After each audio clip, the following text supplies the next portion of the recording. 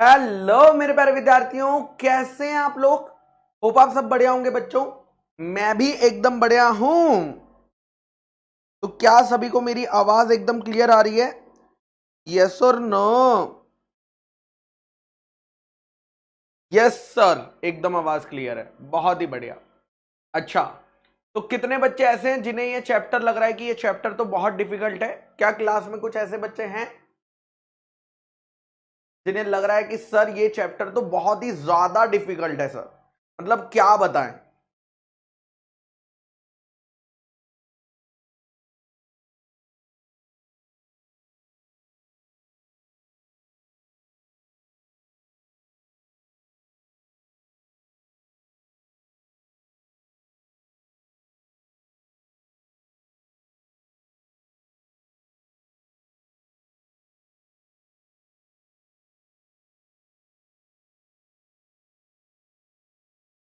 जिनको भी ऐसा लग रहा है सबसे पहले क्लास से निकल जाओ, सबसे पहले गायब बोलो यहां से।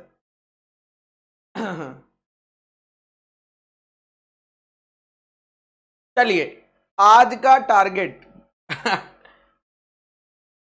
आज का टारगेट भैया, जो कि पूरा नहीं होगा मुझे पता है, मैं पहले ही बता देता हूं। तुम तो जान गए हो यार इतने दिनों में मुझे।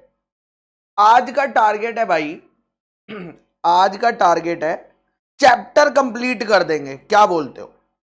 बस बहुत हो गया। अबे चौथा लेक्चर है यार, छोटे चैप्टर को भी तुम इतना टाइम लगाओगे?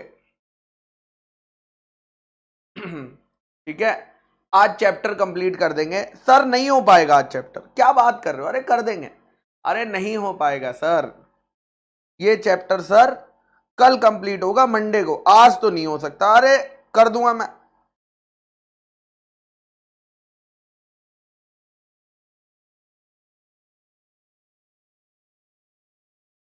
ठीक है, चलिए एक बारी रिवीजन कर लेते हैं और रिवीजन करने के बाद आगे चलेंगे।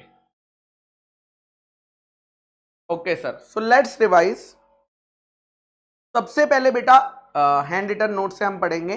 देखो, अगर आपकी कंपनी पब्लिक कंपनी है, मेंबर से डिपॉजिट कौन ले सकता है और पब्लिक से डिपॉजिट कौन ले सकता है वो बताया है। तो मेंबर से डिपॉजिट बेटा एलिजिबल पब्लिक कंपनी ले सकती है, नॉन एलिजिबल पब्लिक कंपनी ले सकती है और प्राइवेट कंपनी ले सकती है। लेकिन पब्लिक से डिपॉजिट, यहां पर एक छोटी सी टाइपिंग मिस्टेक है, इसको करेक्ट कर लेंगे सारे बच्चे। डिपॉजिट फ्रॉम पब्लिक में ब्रैकेट में अदर देन पब्लिक लिखा है। क्या यहां पर अदर देन पब्लिक आना चाहिए था? नहीं, यहां पर अदर देन मेंबर आना चाहिए था। ठीक है, ओके सर। उसके बाद एलिजिबल पब्लिक कंपनी ले सकती है, बाकी कोई कंपनी नहीं लेगी। ये लेंगे सेक्शन 73 में और ये लेंगे सेक्शन 76 के अंदर। Okay sir. उसके बाद आता है बेटा डिपॉजिट्स। अगर हम डिपॉजिट्स की बात करें तो डिपॉजिट्स की डेफिनेशन दो टाइप में बांटी गई है। पार्ट बोलता है फर्स्ट पार्ट बोलता है कि कंपनी को अगर कोई भी पैसा मिल रहा है किसी भी फॉर्म में तो वो डिपॉजिट माना जाएगा।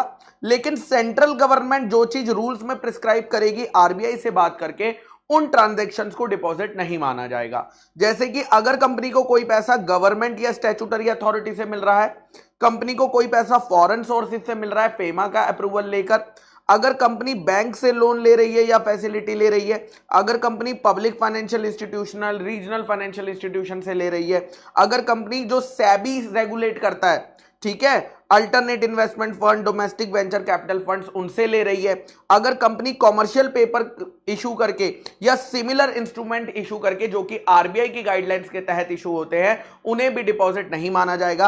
अगर कंपनी को पैसा मिल रहा है सब्सक्रिप्शन के लिए, सिक्योरिटीज के लिए, और कंपनी 60 दिन के अंदर अलॉट कर देती है या 60 दिन खत्म होने के 15 दिन के अंदर रिफंड कर देती है, तो उसे डिपॉजिट नहीं माना जाता। लेकिन अगर कंपनी 15 दिन में रिफंड नहीं करती है तो उसे डिपॉजिट मान लिया जाता है।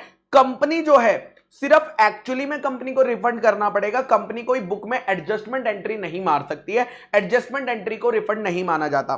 अगर कंपनी ने सिक्योर्ड बॉन्ड या सिक्योर्ड डिबेंचर इशू करे हैं फर्स्ट चार्ज वाले या परी पासू फर्स्ट चार्ज वाले, उन्हें डिपॉजिट नहीं माना जाएगा। अगर कंपनी ने कंपलसरी कन्वर्टेबल डिबेंचर इशू करे हैं जो कि कन्वर्ट होने वाले 10 ईयर्स के अंदर, उसे भी नहीं माना जाएगा। अगर कंपनी ने नॉन कन्वर्टेबल डिबेंचर जो कि अनसिक्योर्ड भी हैं और उन्हें लिस्ट करा लिया है सेबी की रेगुलेशंस को फॉलो करके, तो उन्हें भी डिपॉजिट नहीं माना जाता। अगर हम बात करें बेटा पब्लिक कंपनी की, तो पब्लिक कंपनी डायरेक्टर से पैसा ले सकती है और प्राइवेट कंपनी डायरेक्टर और डायरेक्टर के रिलेटिव से पैसा ले सकती है। तो इस पैसे को डिपॉजिट कंसीडर नहीं करा जाता, प्रोवाइडेड उस डायरेक्टर ने रिटर्न डिक्लेरेशन दी है कि यह पैसा उसने किसी से बोरो फंड करके नहीं दिया। लेकिन वो क्या गिफ्ट करके दे सकता है? अगर उसे गिफ्ट मिला था, हाँ गिफ्ट वाला दे सकता है। और कंपनी को यह चीज डिस्क्लोज करनी पड़ेगी अपनी बोर्ड रिपोर्ट में। उसके बाद आता है बेटा एम्प्लॉय। अगर हम बात करते हैं एम्प्लॉय से कंपनी पैसा ले सकती है, किस फॉर्म में ले सकती है? Non interest bearing security deposit में ले सकती है, लेकिन मैक्सिमम कितना ले सकती है? उस एम्प्लॉय की एनुअल सैलरी से ज्यादा पैसा नहीं लिया जा सकता। फिर आता है बेटा कंपनी जो है अनसिक्योर्ड लोन ले सकती है, या तो प्रमोटर से या प्रमोटर के रिलेटिव से। कब ले सकती है? अगर कंपनी को बैंक या किसी लैंडिंग इंस्टीट्यूशन ने कंडीशन लगाई थी, तब लिया जा सकता है। निधि कंपनी का तो काम ही होता है डिपॉजिट लेना, सेक्शन 406 के अंदर, उसे भी डिपॉजिट नहीं माना जाएगा। चिटफंड्स, क्योंकि चिटफंड एक्ट के हिसाब से लिया जाता है, डिपॉजिट नहीं माना जाएगा। सेबी की रेगुलेशंस बनी हुई है कलेक्टिव इन्वेस्टमेंट स्कीम के लिए, नहीं माना जाएगा।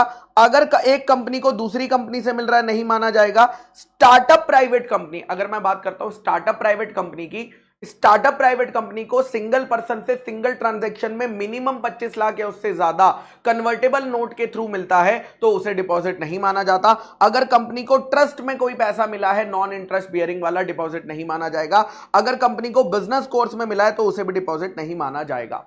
फिर आता है बेटा सेक्शन 73। सेक्शन 73 दो बातें बोलता है। सबसे पहली बात वो ये बोलता है कि कोई भी कंपनी पब्लिक से डिपॉजिट नहीं ले सकती है, एक्सेप्ट अगर आप इस चैप्टर को फॉलो कर लोगे, यानी अगर आप सेक्शन 76 का प्रोसीजर फॉलो कर लोगे तो ले सकते हो। अदरवाइज कोई भी कंपनी जो है पब्लिक से डिपॉजिट नहीं ले सकती। बट ये प्रोविजन किसको अप्लाई नहीं होते? बैंकिंग कंपनी, एनबीएफसी और हाउसिंग फाइनेंस कंपनी को अप्लाई नहीं होते हैं। फिर दूसरी पार्ट बोलता है बेटा सेक्शन 73 में कि अगर कोई कंपनी मेंबर से डिपॉजिट लेना चाहती है, तो उसे क्या प्रोसीजर फॉलो करना पड़ेगा? तो उसे सबसे पहले क्या करना पड़ेगा? जनरल मीटिंग के अंदर ऑर्डिनरी रेजोल्यूशन पास करना पड़ेगा। ऑर्डिनरी रेजोल्यूशन जब पास होगा तो एक सर्कुलर बनेगा, कौन से फॉर्म में? डीपीटी 1 में। इस सर्कुलर में कंपनी क्या बताएगी? फाइनेंशियल पोजीशन बताएगी, क्रेडिट रेटिंग बताएगी, total number of deposit, amount due, ये सारी बातें डीपीटी 1 फॉर्म में बताई जाएगी। आरओसी के पास 30 दिन पहले फाइल कर दिया जाएगा, minimum with in 30 days before. इसको साइन कौन करेगा? मेजॉरिटी ऑफ डायरेक्टर्स करेंगे। इसको सारे मेंबर्स को इशू करा जाएगा। ऑप्शनल है, न्यूज़पेपर में छपवाना क्या है? ऑप्शनल है। उसके बाद बेटा इसके साथ डीपीटी 1 के साथ स्टैट्यूटरी ऑडिटर का सर्टिफिकेट भी अटैच होगा। कंपनी को डीआरआर बनाना पड़ेगा, एक शेड्यूल्ड बैंक के सेपरेट बैंक अकाउंट खोलना पड़ेगा, जिसमें मिनिमम 20% पैसा जमा कराना पड़ेगा। जो सर्टिफिकेट हम स्टैट्यूटरी ऑडिटर से ले रहे हैं, वही सेम सर्टिफिकेट कंपनी भी डीपीटी 1 के अंदर देती है, कंपनी भी डीपीटी 1 के अंदर देती है। अगर कंपनी ने पूरे डिपॉजिट्स को सिक्योर्ड करा हुआ है, तो हम उसे सिक्योर्ड डिपॉजिट बोलते हैं। लेकिन अगर कंपनी ने सिक्योरिटी नहीं दी है या पार्शियल सिक्योरिटी दी है, तो हम उसे अनसिक्योर्ड डिपॉजिट बोलते हैं। अगर कंपनी टाइम पर पैसा नहीं देती, तो डिपॉजिटर कहां जा सकता है? डिपॉजिटर ट्राइब्यूनल के पास जा सकता है। ट्राइब्यूनल वो ऑर्डर दे देगा एज इट में डीम फिट, एज इट में डीम फिट। 3 टाइप की प्राइवेट कंपनीज को ये प्रोसीजर एप्लीकेबल नहीं होता है। कौन सी टाइप की? अगर आपकी कंपनी जो है मेंबर से मैक्सिमम 100% ले रही है, paid up share capital plus free reserve plus security premium account का। अगर आपकी स्टार्टअप प्राइवेट कंपनी है जिसे अभी इनकॉर्पोरेशन से 5 साल कंप्लीट नहीं हुए, यानी फर्स्ट 5 ईयर्स हुए हैं, ठीक है। और टाइप 3 में प्राइवेट कंपनी जो नीचे की लिखी 3 कंडीशंस को सेटिस्फाई करती है, इन प्राइवेट कंपनी को फुलफिल नहीं करना पड़ेगा, प्रोसीजर फॉलो नहीं करना पड़ता है। और लेकिन इन कंपनी को डीपीटी 3 तो फाइल करना पड़ेगा। उसके बाद आता है बेटा डिपॉजिट्स, टेन्योर का डिपॉजिट, यानी डिपॉजिट कितने साल तक लिए जा सकते हैं। तो नॉर्मल रूल है minimum tenure 6 month, maximum tenure 36 month. But हम 6 मंथ को और कम कर सकते हैं, यानी 3 मंथ तक कर सकते हैं, प्रोवाइडेड जो कंपनी डिपॉजिट ले रही है वो कितना ले रही है? 10% of paid up share capital plus free reserve plus security premium है। और कंपनी ने ये पैसा किस लिए लिया है? शॉर्ट टर्म रिक्वायरमेंट के लिए लिया है। नेक्स्ट आता है maximum amount of deposit from member. एक कंपनी अपने मेंबर से कितना मैक्सिमम अमाउंट ऑफ डिपॉजिट ले सकती है? सो ये डिपेंड करता है कि आप कौन सी टाइप की कंपनी हो। अगर आप प्राइवेट कंपनी हो, और प्राइवेट में भी अगर आप वो 2 टाइप की कंपनी हो, तो आप पर कोई भी लिमिट नहीं लगती है। अगर आप अदर प्राइवेट कंपनी हो, तो 100% of paid up share capital plus free reserve plus security premium account. अगर आप पब्लिक कंपनी हो, तो पब्लिक में भी अगर आप आईएफएससी पब्लिक कंपनी हो, तो 100% वाली लिमिट लगेगी। और अदर कंपनीज के लिए कितनी लगेगी? 35% लिमिट लग जाएगी, ठीक है। ओके सर, तो यहां तक हमने बेटा कवर किया था। क्या सब कुछ ओके है? इस चैप्टर का रिवीजन वीडियो नहीं आया है, चलो मैं चेक करवा लूंगा, डोंट वरी। मैं बात कर लूंगा, वो बना हुआ है। ओके है, डन डन डन।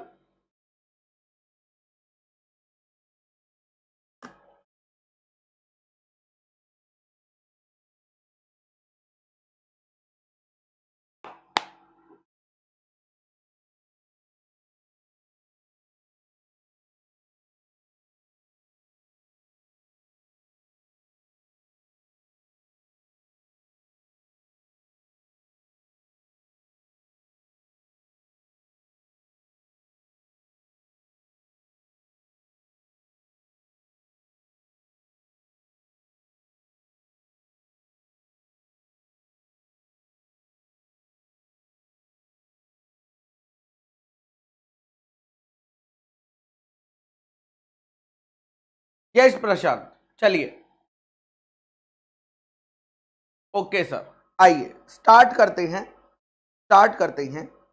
चलिए, तो maximum amount of deposit from members, ये हमने कल पढ़ लिया था, बट बुक से रीड करना बाकी था। कल मैंने आपको एक चार्ट बनाकर इस पॉइंट को टोटली समझा दिया था। अगर आप डायरेक्टली पढ़ोगे ना तो आपको बहुत ज्यादा कंफ्यूजन होगी इससे। तो अगर आप चार्ट से या जो हमने नोट्स दिए उससे पढ़ोगे तो आपको एकदम क्लियर रहेगा। बट फिर भी हम यहां से पढ़ लेते हैं। A company is permitted to accept, कोई भी कंपनी मेंबर से डिपॉजिट ले सकती है, लेकिन मैक्सिमम कितना ले सकती है?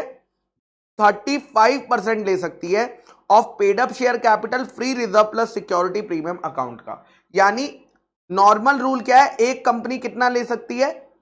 35% of paid up share capital plus free reserve plus security premium account. लेकिन इसका एक्सेप्शन है। क्या एक्सेप्शन है?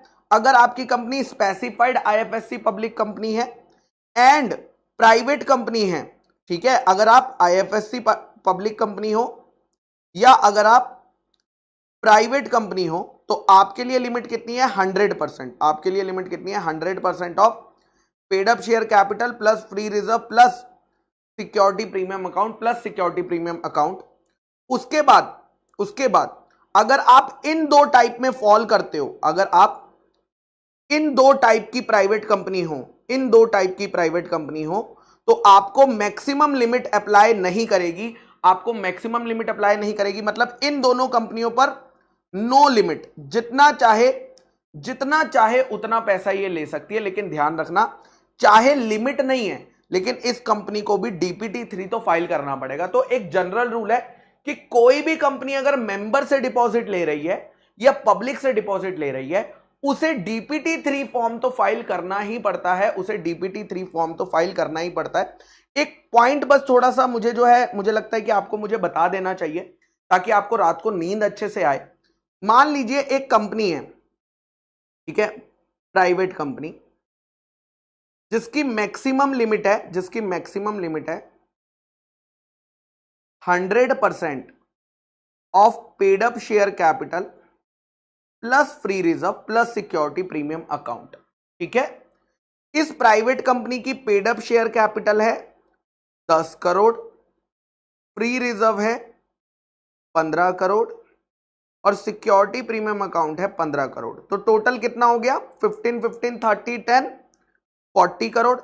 इस कंपनी के एग्जिस्टिंग डिपॉजिट्स हैं, इस कंपनी के एग्जिस्टिंग डिपॉजिट्स फ्रॉम मेंबर्स, पहले से इसने मेंबर से कितना ले रखा है?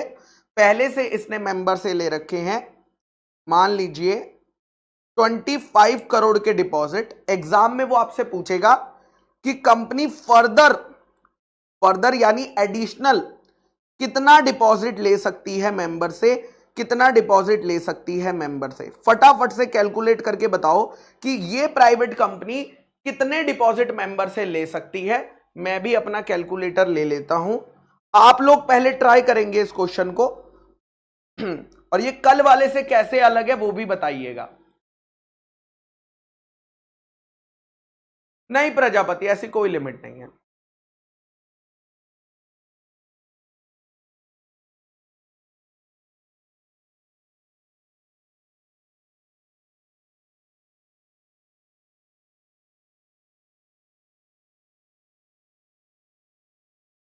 वेरी गुड, सारे बच्चे सही बता रहे हैं, बहुत ही बढ़िया, मोस्टली सारे बच्चे ने सही बताया है। देखो बेटा, बहुत क्लियर बात है, 100% लिमिट है। 100% लिमिट है मतलब कि कंपनी मैक्सिमम कितना ले सकती है? 40 करोड़। कंपनी मैक्सिमम 40 करोड़ ले सकती है, लेकिन कंपनी ने 25 करोड़ तो पहले ही ले रखा है। यानी ये जो लिमिट मैंने आपको पढ़ाई है, ये ओवरऑल लिमिट है कि कंपनी एक पॉइंट ऑफ टाइम में इस लिमिट को क्रॉस नहीं कर सकती। मतलब अगर कंपनी ने ऑलरेडी 25 करोड़ के आउटस्टैंडिंग खड़े करे हुए हैं, आउटस्टैंडिंग डिपॉजिट पहले से 25 करोड़ का है, मैक्सिमम लिमिट 40 करोड़ की है, तो आप मैक्सिमम आप कितना ले पाओगे? 40 करोड़ मैक्सिमम लिमिट है। पहले से हमने 25 करोड़ लिया हुआ है, यानी हम एडिशनली सिर्फ और सिर्फ 15 करोड़ ही ले सकते हैं। हमारी लिमिट खत्म हो जाएगी, क्योंकि जैसे ही हम 15 करोड़ और लेंगे तो 25 करोड़ प्लस 15 करोड़ 40 करोड़ की लिमिट खत्म हो जाएगी। तो ये ऐसा नहीं है कि 40 करोड़ आज ले लिए, अगले महीने फिर 40 करोड़ ले लिए, अगले महीने फिर 40 करोड़ ले लिए। ना ना ना ना ना, ऐसा बिल्कुल भी नहीं है। ठीक है, ध्यान रखना इस बात को कि ये ओवरऑल लिमिट है कि एक पॉइंट ऑफ टाइम पर कंपनी का मैक्सिमम डिपॉजिट कितना जा सकता है, यानी न्यू प्लस एग्जिस्टिंग का टोटल लिमिट है ये। ठीक है, चलिए, तो वैसे आपने सब बच्चों ने सही आंसर दिया। ओके, नेक्स्ट पॉइंट आता है बेटा, appointment of trustee for depositor. Appointment of trustee for depositor, normally क्या होता है कि डिपॉजिटर्स अपना पैसा कंपनी को दे देते हैं, लेकिन ध्यान कौन रखेगा कि भैया कंपनी सब कुछ सही कर रही है या नहीं कर रही है, और इसीलिए कंपनी के अंदर एक ट्रस्टी अपॉइंट होता है। ट्रस्टी का काम पता है क्या है? ट्रस्टी का काम है कि डिपॉजिटर को कोई नुकसान नहीं होना चाहिए। वो ध्यान रखता है कि भैया जिस एसेट पर सिक्योरिटी दी है, कहीं कंपनी उसे बेचने तो नहीं निकल गई, है ना? तो ट्रस्टी, डिपॉजिटर्स तो बहुत सारे हैं, वो कंपनी में ध्यान नहीं दे सकते रोज रोज, तो हमने किसको बिठा दिया है?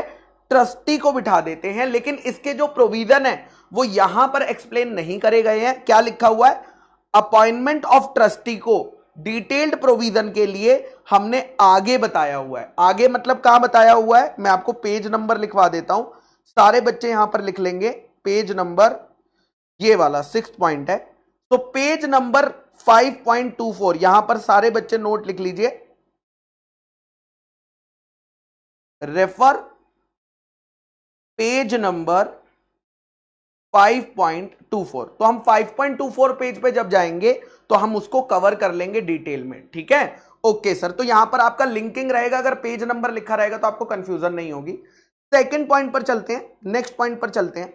नेक्स्ट पॉइंट ये है कि अगर डिपॉजिटर, ये जो ट्रस्टी डिपॉजिट, कंपनी ने जो पर्सन को अपॉइंट किया है, किसको अपॉइंट किया है? जिसको हम बोलेंगे डिपॉजिटर ट्रस्टी। क्या बोलेंगे? डिपॉजिटर का ट्रस्टी बोलेंगे, जिसका काम है ख्याल रखना डिपॉजिटर के बिहाफ पर। अब ये जो डिपॉजिटर ट्रस्टी है, लॉ ने बोला है इसके पास पावर है। क्या पावर है? कि ये चाहे तो मीटिंग बुला सकता है। किसकी मीटिंग बुला सकता है? सारे डिपॉजिटर्स की मीटिंग बुला सकता है। सारे डिपॉजिटर्स की मीटिंग ये बुला सकता है। कौन? Depositor trustee. कब? दो केसेस में, दो केसेस में डिपॉजिटर ट्रस्टी जो है वो डिपॉजिटर्स की मीटिंग बुला सकता है। एक, जब डिपॉजिटर रिक्वेस्ट कर रहे हैं कि प्लीज यार हमारी मीटिंग बुला लो, और दूसरा जब ट्रस्टी को लग रहा है कि कंपनी में कुछ गड़बड़ चल रही है और इस गड़बड़ की वजह से डिपॉजिटर के इंटरेस्ट का, डिपॉजिटर का क्या हो सकता है? नुकसान हो सकता है। तो इन दो केसेस में बेटा जो है वो मीटिंग बुला लेगा, सारे डिपॉजिटर्स की मीटिंग बुला लेगा। सो यही बात यहां पे लिखी है, the trustee for depositor shawl call a meeting of all the depositor in the two cases, in the following two cases। सबसे पहले अगर उसे रिटर्न रिक्वेस्ट आई है, सबसे पहले अगर ट्रस्टी के पास रिटर्न रिक्वेस्ट आई है, किसकी रिटर्न रिक्वेस्ट आई है? जिस पर साइन है, जिस रिक्वेस्ट पे साइन है। कितना? एटलीस्ट का मतलब होता है minimum 1/10 of depositor in value, यानी अगर 100 करोड़ के डिपॉजिट थे, अगर 100 करोड़ के डिपॉजिट थे, ठीक है, तो कम से कम 1/10, 1/10 कितना होता है इसका? 10 करोड़।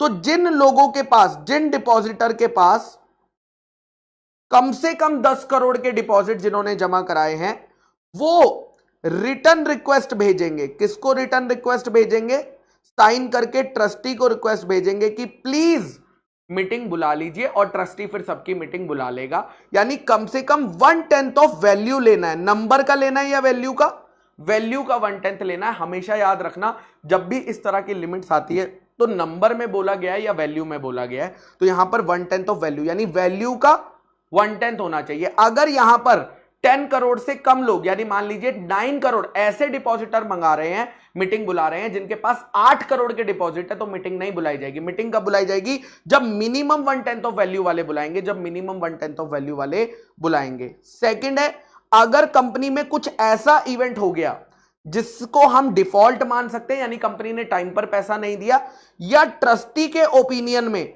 कोई ऐसा इवेंट हुआ है जिससे डिपॉजिटर के इंटरेस्ट को, यहां पर इंटरेस्ट का मतलब है राइट्स, जहां पर डिपॉजिटर के राइट्स को क्या हो रहा है, अफेक्ट हो रहा है, इन दो केसेस में मेरे बच्चा ट्रस्टी जो है वो क्या बुला सकता है? डिपॉजिटर की मीटिंग बुला सकता है, डिपॉजिटर की मीटिंग बुला सकता है। नेक्स्ट पॉइंट आता है कि ये जो कंपनी है ये अपने मेंबर से डिपॉजिट ले रही है, ये अपने मेंबर से क्या ले रही है? डिपॉजिट्स ले रही है। इस पर मैक्सिमम इंटरेस्ट रेट कितना होगा? इस पर मैक्सिमम इंटरेस्ट रेट कितना होगा, इसके बारे में बताया गया है। तो लॉ कहता है रिजर्व बैंक ऑफ इंडिया ने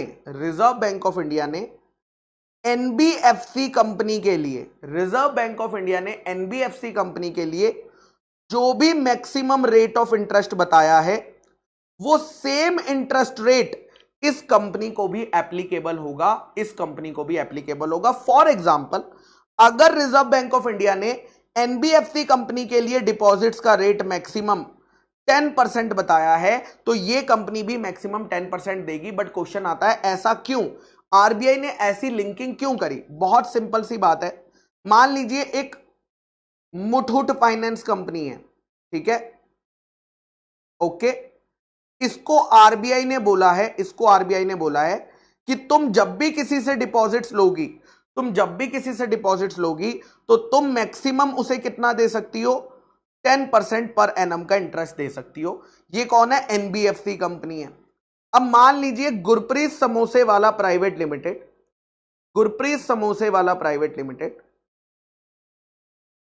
डिपॉजिट्स एक्सेप्ट कर रहा है, ठीक है, और हमने रख दिया अपना इंटरेस्ट रेट 12% पर एनम।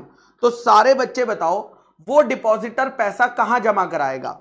हमारे पास जमा कराएगा या मुथूट फाइनेंस कंपनी के पास जमा कराएगा? ऑफ कोर्स उसे यहां पर ज्यादा इंटरेस्ट रेट मिलेगा तो वो हमारे पास जमा कराएगा, वो इन कंपनियों के पास जाएगा ही नहीं।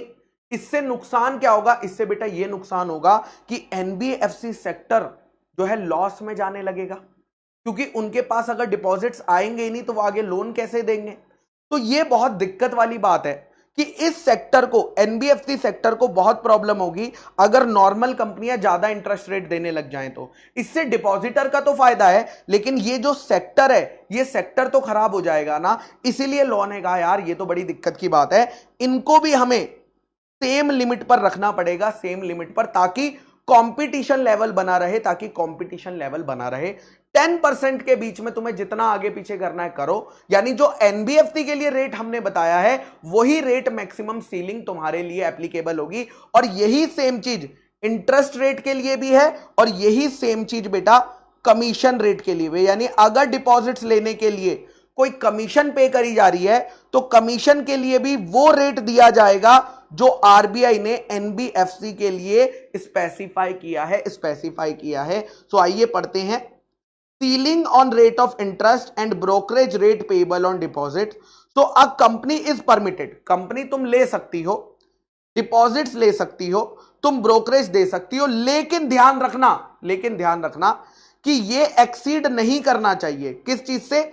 Maximum rate of interest. ये एक्सीड नहीं करना चाहिए जो maximum of rate of interest हमने एनबीएफसी के लिए बताया है। किसने बताया है?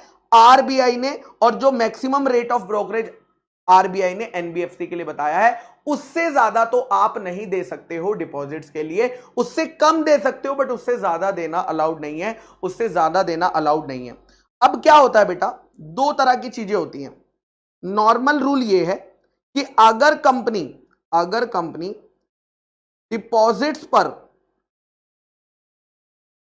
डिपॉजिट्स को एक्सेप्ट कराने के लिए किसी एजेंट को अपॉइंट करती है, अगर कंपनी डिपॉजिट्स को एक्सेप्ट करने के लिए किसी एजेंट को क्या करती है, अपॉइंट करती है, तो उसे क्या देना पड़ेगा, ब्रोकरेज देना पड़ेगा। ब्रोकरेज देना पड़ेगा। कितना देना पड़ेगा, मैक्सिमम कितना रेट होगा, मैक्सिमम रेट होगा जो आरबीआई ने एनबीएफसी के लिए बताया है, एनबीएफसी के लिए बताया है। बट मेरा सवाल यह है, क्या कंपनी ऐसे पर्सन को ब्रोकरेज दे सकती है, ऐसे पर्सन को ब्रोकरेज दे सकती है जिसे कंपनी ने अपॉइंट नहीं किया था, जिसे कंपनी ने अपॉइंट नहीं किया था। देखो, अपॉइंट करने के लिए आपको बोर्ड रेजोल्यूशन पास करके अथॉरिटी देनी पड़ती है एजेंट को। अब एक बंदा आ गया कंपनी के पास, कह रहा है मेरे पास कुछ लोग हैं जो आपको डिपॉजिट देने के लिए रेडी है, मैं कमीशन लूंगा। क्या हम उसे कमीशन दे सकते हैं? लॉ कहता है नहीं, सिर्फ उसी एजेंट को कमीशन दी जाएगी, सिर्फ उसी एजेंट को कमीशन दी जाएगी जो पर्सन पहले से ऑथोराइज था, बाकी किसी को हम कमीशन नहीं दे सकते हैं। यही बात नीचे लिखी है। Further, no brokerage shall be paid, company brokerage नहीं पे कर सकती किसी भी पर्सन को accept the person who is authorised in writing by the company to solicit deposit. अगर कंपनी ने किसी पर्सन को राइटिंग में ऑथोराइज करा है, उस पर्सन को तो कमीशन दी जाएगी, बाकी किसी पर्सन को ब्रोकरेज नहीं दी जाएगी। और अगर कंपनी ने ऐसे पर्सन को ब्रोकरेज दे दी, ऐसे पर्सन को ब्रोकरेज दे दी जिसे ऑथोराइज नहीं करा था, तो हम ये मान लेंगे कि कंपनी ने डिपॉजिट रूल्स को क्या किया है, वायलेट किया है, वायलेट या कॉन्ट्रावेन किया है, यानी तोड़ दिया है। ठीक है, ओके सर। उसके बाद बेटा नेक्स्ट पॉइंट आता है। अब मान लीजिए कंपनी ने अपने सभी मेंबर्स को, कंपनी ने अपने सभी मेंबर्स को क्या दे दिया है, सर्कुलर भेज दिया है। मेंबर्स ने डीपीटी 1 पढ़ लिया। अब डीपीटी 1 पढ़कर वो क्या करेंगे, मेंबर्स का स्टेप क्या होता है जब वो डीपीटी 1 पढ़ते हैं, वो क्या करते हैं, मेंबर्स डीपीटी 1 पढ़ के ये डिसाइड करते हैं कि उन्हें इस कंपनी को डिपॉजिट देना चाहिए या नहीं देना चाहिए। अब कुछ लोग होंगे जो डिपॉजिट देना चाहते होंगे और कुछ लोग होंगे जो डिपॉजिट नहीं देना चाहते होंगे। कोई जबरदस्ती तो नहीं है, हमने तो बस आपको इनवाइट किया कि भाई देना है तो दे दो, नहीं देना चाहते तो कोई जबरदस्ती नहीं है, डिपॉजिट नहीं देना चाहते होंगे। अब जो पर्सन डिपॉजिट देना चाहता होगा वो क्या करेगा, वो कंपनी का एप्लीकेशन फॉर्म भरेगा। क्या भरेगा, एप्लीकेशन फॉर्म भरेगा। और साथ में जो डिपॉजिट की मनी है, जितना वो डिपॉजिट कराना चाहता है, वो अमाउंट जमा करा देगा। किसके पास, कंपनी के पास जमा करा देगा। जब तक वो डिपॉजिटर एप्लीकेशन फॉर्म नहीं भरता, तब तक कंपनी उसका डिपॉजिट एक्सेप्ट नहीं कर सकती। यानी एप्लीकेशन फॉर्म भरना तो मैंडेटरी है, एप्लीकेशन। और यही पॉइंट नेक्स्ट है, अ कंपनी शॉल एक्सेप्ट और रिन्यू एनी डिपॉजिट। अगर कंपनी डिपॉजिट एक्सेप्ट करना चाहती है, चाहे सिक्योर डिपॉजिट हो चाहे अनसिक्योर डिपॉजिट हो, वो तभी कर सकती है, ओनली एंड ओनली व्हेन, जब आपने एप्लीकेशन फॉर्म सबमिट करा हो। जब डिपॉजिटर ने एप्लीकेशन फॉर्म जमा करा है, तभी कंपनी उसका डिपॉजिट एक्सेप्ट कर सकती है, अदरवाइज उसका डिपॉजिट एक्सेप्ट नहीं कर सकती है। और इस एप्लीकेशन के अंदर एक ब्यूटीफुल पॉइंट लिखा होगा, इस एप्लीकेशन फॉर्म के अंदर एक ब्यूटीफुल पॉइंट लिखा होगा। क्या लिखा होगा, डिपॉजिटर एक डिक्लेरेशन देगा, वो ये लिखेगा कि कंपनी को जो मैं पैसा जमा करा रहा हूं एज डिपॉजिट, वो मैंने किसी और से बोरो करके नहीं लिया है, वो मैंने यानी मैंने कहां से दिया है, अपने ऑन फंड से कंपनी को डिपॉजिट दिया है। यही बात है, the application shawl contain a declaration made by the depositor, और उसमें मेंशन होगा कि deposit is not made out of any money borrowed by him from any other person. यानी ये जो डिपॉजिट्स होते हैं, ये हम किसी और पर्सन से बोरो करके नहीं दे सकते, ये हमें ऑन यानी अपने ही फंड से देना पड़ेगा। ये डिक्लेरेशन उस एप्लीकेशन फॉर्म में लिखी होगी।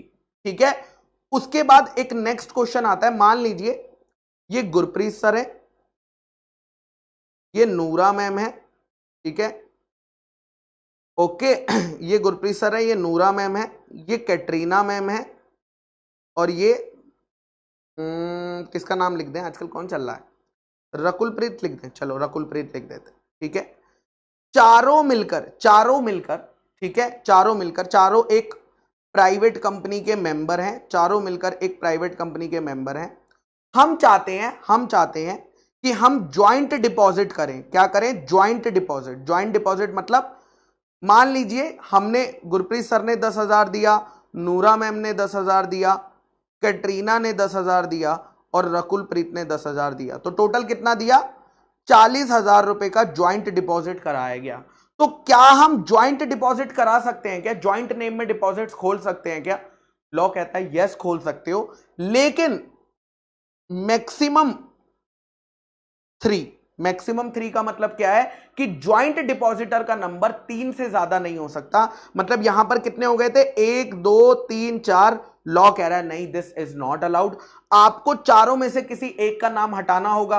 तो नूरा, कैटरीना, रकुल ने बात करी आपस में कि किसका नाम हटाएं, और उन्होंने गुरप्रीत का नाम ही उड़ा दिया। ठीक है, इसलिए मैं यहां टीचिंग कर रहा हूं, उनके साथ नहीं हूं। तो यहां पर उन्होंने गुरप्रीत सर का नाम हटाकर तीनों ने भैया क्या करा दिया? ज्वाइंट डिपॉजिट करा दिया। तो मैक्सिमम 3 लोग हो सकते हैं, 3 से ज्यादा ज्वाइंट डिपॉजिटर नहीं हो सकते। अब मैं आपसे एक क्वेश्चन पूछूंगा, मान लीजिए ए और बी ने डिपॉजिट कराया, ज्वाइंट डिपॉजिट कराया कंपनी में। ए बी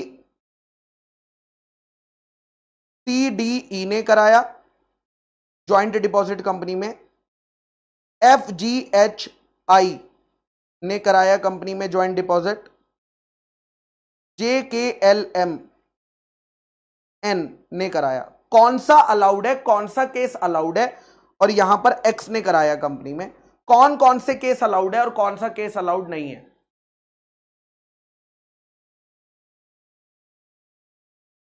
बताइए कौन कौन से केस अलाउड है। देखो ये तो ज्वाइंट डिपॉजिटर है ही नहीं, ये तो सिंगल डिपॉजिटर है, ये तो अलाउड है ही। सिंगल डिपॉजिटर को तो कोई दिक्कत नहीं है, ठीक है। लेकिन ए बी ये ज्वाइंट डिपॉजिट है, अलाउड है। यहां पर 3 लोग हैं, अलाउड है, ठीक है। लेकिन जैसे ही 3 से ज्यादा हो गए तो उन्हें अलाउड नहीं माना जाएगा, उन्हें अलाउड नहीं माना जाएगा, ठीक है। Okay sir. अब एक और बड़ा प्यारा पॉइंट आता है। मान लीजिए ए बी सी ने मिलकर कंपनी ने, ए बी सी ने मिलकर कंपनी में ज्वाइंट डिपॉजिट कराया। ए बी सी ने मिलकर क्या कराया? कंपनी के अंदर ज्वाइंट डिपॉजिट कराया। तो सवाल यह आता है कि कंपनी जब पैसा रिटर्न करेगी तो पैसा ए को रिटर्न करेगी, पैसा बी को रिटर्न करेगी, पैसा सी को रिटर्न करेगी, या तीनों को रिटर्न करेगी? अगर एबीसी ने मिलकर कंपनी को पैसा जमा कराया है तो पैसा रिटर्न किसको होगा? सिर्फ ए को, सिर्फ बी को, सिर्फ सी को, या तीनों को, या ए बी को, या बी सी को? बी और सी अलग है तो बी सी को, ठीक है। तो यहां पर मुझे पता है सारे बच्चे क्या रिप्लाई कर रहे हैं, लेकिन यहां पर वो कहता है check terms and condition. Check terms and condition मतलब, टर्म्स एंड कंडीशन मतलब, देखो जब आप एप्लीकेशन फॉर्म भरते हो ना, तो उस एप्लीकेशन फॉर्म में ज्वाइंट डिपॉजिट के केस में आपके पास ऑप्शन होता है। क्या ऑप्शन होता है? पहला ऑप्शन होता है ज्वाइंटली। पहला ऑप्शन क्या होता है? आप टिक कर सकते हो ज्वाइंटली ऑप्शन को, सारे मतलब समझेंगे। उसके बाद दूसरा होता है आइदर और सर्वाइवर पे क्लिक कर सकते हो, ठीक है। आइदर और सर्वाइवर पर क्लिक कर सकते हो, ये दूसरा ऑप्शन है। उसके बाद तीसरा ऑप्शन है फर्स्ट नेम्ड और सर्वाइवर, फर्स्ट नेम्ड और सर्वाइवर। और एक लास्ट ऑप्शन होता है एनीवन और सर्वाइवर। यानी आपको ना एप्लीकेशन फॉर्म में एक कॉलम दिखेगा जिसमें लिखा होगा कि ऑन मैच्योरिटी, ऐसे लिखा होगा on maturity amount is repaid on the basis of, और फिर वहां पर ऑप्शन लिखे होंगे। पहला ऑप्शन होगा ज्वाइंटली, दूसरा ऑप्शन होगा, ऐसे ऑप्शंस लिखे होंगे और आपको उस ऑप्शन में सेलेक्ट करना पड़ेगा। आपने जो ऑप्शन सेलेक्ट किया है उसके हिसाब से ही कंपनी क्या करेगी? आपका मैच्योरिटी अमाउंट रीपे करेगी। अगर आपने ज्वाइंटली पर टिक करा, इसका मतलब क्या है? ज्वाइंटली का मतलब क्या हो गया? आइए पढ़ते हैं। ज्वाइंटली का मतलब है the repayment of deposit on maturity, यानी मैच्योरिटी पे जो पैसा मिलेगा shall be made to all the three together, यानी तीनों को टुगेदर मिलेगा, तीनों को टुगेदर मिलेगा। टुगेदर का मतलब यहां पर हो गया ए बी सी को टुगेदर मिलेगा, ए बी सी को टुगेदर मिलेगा, ज्वाइंटली मिलेगा पैसा। हां, अगर मान लीजिए ऐसा हो सकता है कि भैया ड्यू डेट तक ए की डेथ हो जाए, ड्यू डेट तक ए की डेथ हो जाए, तो फिर किसको मिलेगा? सर्वाइवर को मिलेगा। सर्वाइवर, सर्वाइवर मतलब जो सर्वाइव कर गया।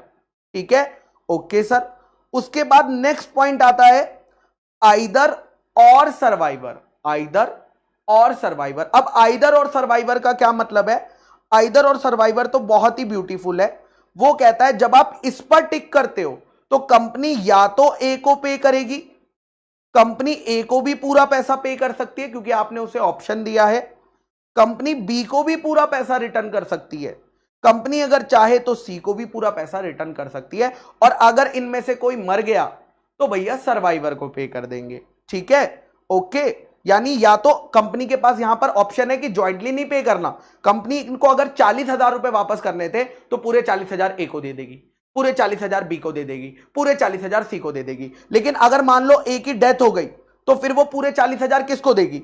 अब ए मर चुका है तो वो पूरे 40,000 या तो बी को देगी या तो सी को देगी जो सर्वाइव कर रहा है। उसके बाद आता है बेटा, अब यहां पर जो मैंने आइदर और सर्वाइवर बताया है, एनीवन और सर्वाइवर, सिर्फ वर्ड अलग है, एक्चुअली में it is same as either or survivor. इन दोनों में कोई भी फर्क नहीं है, इन दोनों में कोई भी फर्क नहीं है। ठीक है, तो सेकंड ऑप्शन और फोर्थ ऑप्शन, तो जब आप एक्चुअली में एप्लीकेशन फॉर्म भरोगे या तो ये वाला ऑप्शन दिया होगा या तो ये वाला ऑप्शन दिया होगा, बिकॉज दोनों ही ऑप्शन सेम है। उसके बाद आता है बेटा फर्स्ट नेम्ड और सर्वाइवर। फर्स्ट नेम्ड और सर्वाइवर में क्या होता है?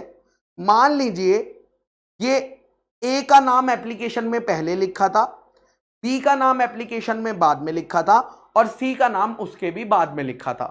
तो क्योंकि आपने फर्स्ट नेम्ड पर क्लिक करा है, इसीलिए कंपनी सबसे पहले पैसा किसको देगी? पूरा पैसा ए को दे देगी। कंपनी का काम खत्म हो जाएगा, कंपनी का काम खत्म हो जाएगा। लेकिन अगर सर ए की डेथ हो गई, अगर ए की डेथ हो गई तो कंपनी देखेगी दूसरा नाम किसका लिखा हुआ है, यहां पर फिर फर्स्ट नेम किसका माना जाएगा? बी का माना जाएगा, बी को पैसे दे देगी। अगर ए और बी मर गए तो किसको पैसे दे देगी? सी को पैसे दे देगी। सर अगर तीनों मर गए, बेटा तीनों मर गए तो आगे जाकर एक पॉइंट आता है नॉमिनी का, फिर नॉमिनी को पैसा दिया जाता है, फिर नॉमिनी को पैसा दिया जाता है। क्या यहां पर किसी को कोई डाउट है इन क्लॉजेज में? क्या इन क्लॉजेज में कोई भी डाउट है?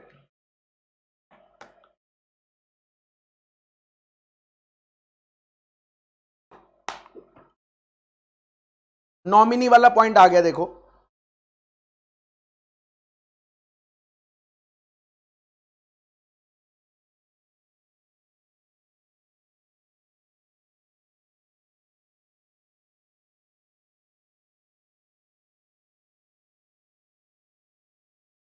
चलिए ओके सर, नॉमिनी वाला पॉइंट क्या है? मान लीजिए गुरप्रीत सर ने कंपनी में 70,000 रुपए डिपॉजिट कराए, 70,000 रुपए डिपॉजिट कराए। अब जरूरी तो नहीं है कि जब डिपॉजिट मैच्योर होगा तो गुरप्रीत सर रहे या ना रहे, तो गुरप्रीत सर क्या कर सकते हैं? अपने बिहाफ पर एक नॉमिनी को अपॉइंट कर सकते हैं। मान लीजिए मैं किसको नॉमिनी को अपॉइंट कर देता हूं? मिस्टर एक्स को नॉमिनी अपॉइंट कर देता हूं, तो कंपनी या तो गुरप्रीत सर को पैसा देगी, लेकिन अगर गुरप्रीत सर को कुछ हो जाता है तो पैसा किसको दिया जाएगा? मिस्टर एक्स उनके नॉमिनी को दिया जाएगा, मिस्टर एक्स उनके नॉमिनी को दिया जाएगा। सो यही पॉइंट नेक्स्ट है बेटा, एवरी डिपॉजिटर अगर चाहे तो नॉमिनेट कर सकता है किसी भी पर्सन को किसी भी टाइम। ऐसा नहीं है जब आप एप्लीकेशन फॉर्म कर रहे हो तभी करो, आप बाद में भी नॉमिनेट कर सकते हो।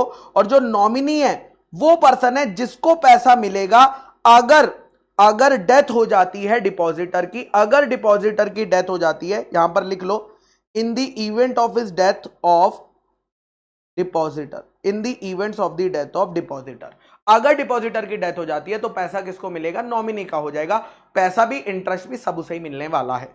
उसके बाद आता है बेटा जब कंपनी सारे मेंबर्स जब कंपनी को डिपॉजिट जमा करा देते हैं तो कंपनी की यह ड्यूटी है कि कंपनी इशू करेगी, क्या इशू करेगी? डिपॉजिट रिसीट इशू करेगी। क्यों डिपॉजिट रिसीट इशू करेगी? बिकॉज भाई उस डिपॉजिटर के पास प्रूफ होना चाहिए ना। जब भी आप भैया कोई चीज खरीदते हो, नॉर्मली आपको इनवॉइस दिया जाता है कि नहीं? दिया जाता है ना, आपके पास प्रूफ होता है। सिमिलरली जब आप कंपनी में पैसा डिपॉजिट कराते हो तो कंपनी आपको डिपॉजिट रिसीट देती है। कितने दिन के अंदर? ये एमसीक्यू के लिए इंपॉर्टेंट है। एमसीक्यू 21 डेज के अंदर, विद इन 21 डेज, पैसा एक्सेप्ट करने के 21 दिन के अंदर आपको क्या दे दी जाएगी? Deposit receipt. Sir deposit receipt का कंटेंट क्या होता है? क्या लिखा होगा डिपॉजिट रिसीट में?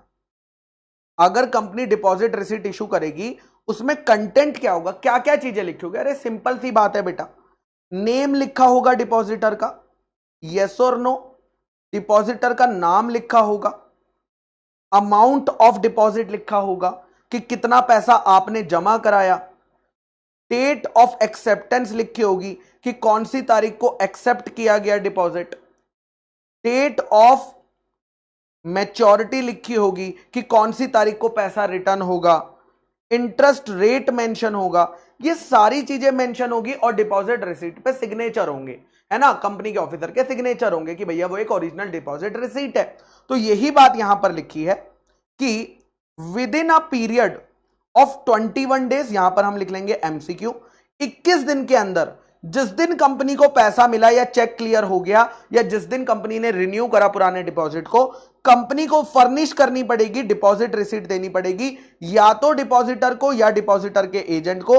रिसीट को साइन करेगा कंपनी का ऑफिसर, जिसे बोर्ड ऑफ डायरेक्टर्स ने अथॉरिटी दी होगी साइन करने की। रिसीट के अंदर मेंशन होगा डेट ऑफ डिपॉजिट, किस दिन पैसा जमा कराया गया, नेम, डिपॉजिटर का नाम, डिपॉजिटर का एड्रेस, अमाउंट ऑफ डिपॉजिट, कितना पैसा जमा कराया, रेट ऑफ इंटरेस्ट, ठीक है, एंड मैच्योरिटी डेट। ये सारी बातें कहां मेंशन होंगी? डिपॉजिट रिसीट में मेंशन करी जाएगी। प्लस कंपनी को क्या बनाना पड़ेगा? कंपनी को मेंटेन करना पड़ेगा। कंपनी को क्या मेंटेन करना पड़ेगा? एक रजिस्टर बनाकर रखना पड़ता है। किस चीज का रजिस्टर बनाकर रखना पड़ता है? Register of deposits. कंपनी को एक रजिस्टर, अगर कोई भी कंपनी डिपॉजिट्स एक्सेप्ट करती है तो उसकी ड्यूटी है कि वो एक अलग रजिस्टर बनाएगी डिपॉजिट्स का, अलग रजिस्टर बनाएगी डिपॉजिट्स का। सो यही बात है, लेकिन अगेन इसको यहां पर एक्सप्लेन नहीं करा गया 19th पॉइंट को, तो यहां पर लिख लीजिएगा रिफर पेज। रिफर पेज कहां पर एक्सप्लेन करा गया इसे डिटेल में? Refer page, refer page, refer page, ये रहा 5.28 के 17th नंबर पे किया है। तो यहां पर लिख लीजिए रेफर पेज 5.28, ठीक है। आगे जाकर ये कवर हो जाएगा, इन्होंने भी यही लिखा है कि आगे जाकर कवर हो जाएगा, ठीक है। सिमिलरली 20th पॉइंट के लिए भी यही लिखा है, यहां पर भी आपको रेफर लिखना पड़ेगा, refer page pre mature repayment of deposits, pre mature repayment of deposits, ये आपको एक्सप्लेन किया गया है पेज नंबर 5.29 पे 18th नंबर पे। तो यहां पर हम लिख लेंगे पेज नंबर 5.29। लिख लिया सबने? रेफर पेज क्यों लिख रहे हैं हम यहां पर रेफर पेज? ताकि आपको पता चले कि वो एग्जैक्टली कहां पर एक्सप्लेन किया गया है।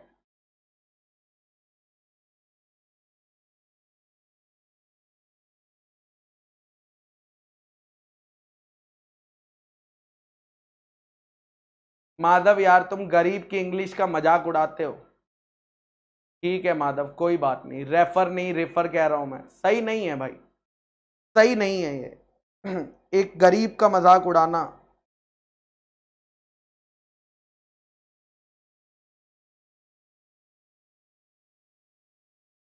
ठीक है,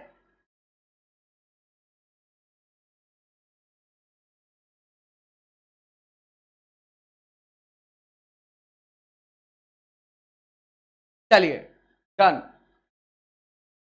आइए नेक्स्ट आता है, नेक्स्ट पॉइंट आता है बेटा, नेक्स्ट पॉइंट है filing of return of deposit, filing of return of deposit. Return of deposit कौन से फॉर्म में होता है? डीपीटी 3 में होता है। ध्यान से सुनना, मान लीजिए, ठीक है, यहां पर ईयर 1, ईयर 2, ईयर 3, ठीक है। अब लॉ कह रहा है ये 1 अप्रैल है, ये 31 मार्च है, यहां पर भी 31 मार्च है, यहां पर भी 31 मार्च है, ठीक है। ओके सर, लॉ कह रहा है अगर कंपनी तुमने डिपॉजिट एक्सेप्ट किए हैं, अगर तुमने डिपॉजिट एक्सेप्ट किए हैं, चाहे मेंबर से किए हो चाहे पब्लिक से करे हो, अगर तुमने डिपॉजिट एक्सेप्ट करे हैं तो इस ईयर के डिपॉजिट्स की डिटेल, इस ईयर के डिपॉजिट्स की डिटेल तुम क्या करोगी? 30 जून तक, कौन सी तारीख तक? 30 जून तक तुम्हें क्या करनी है?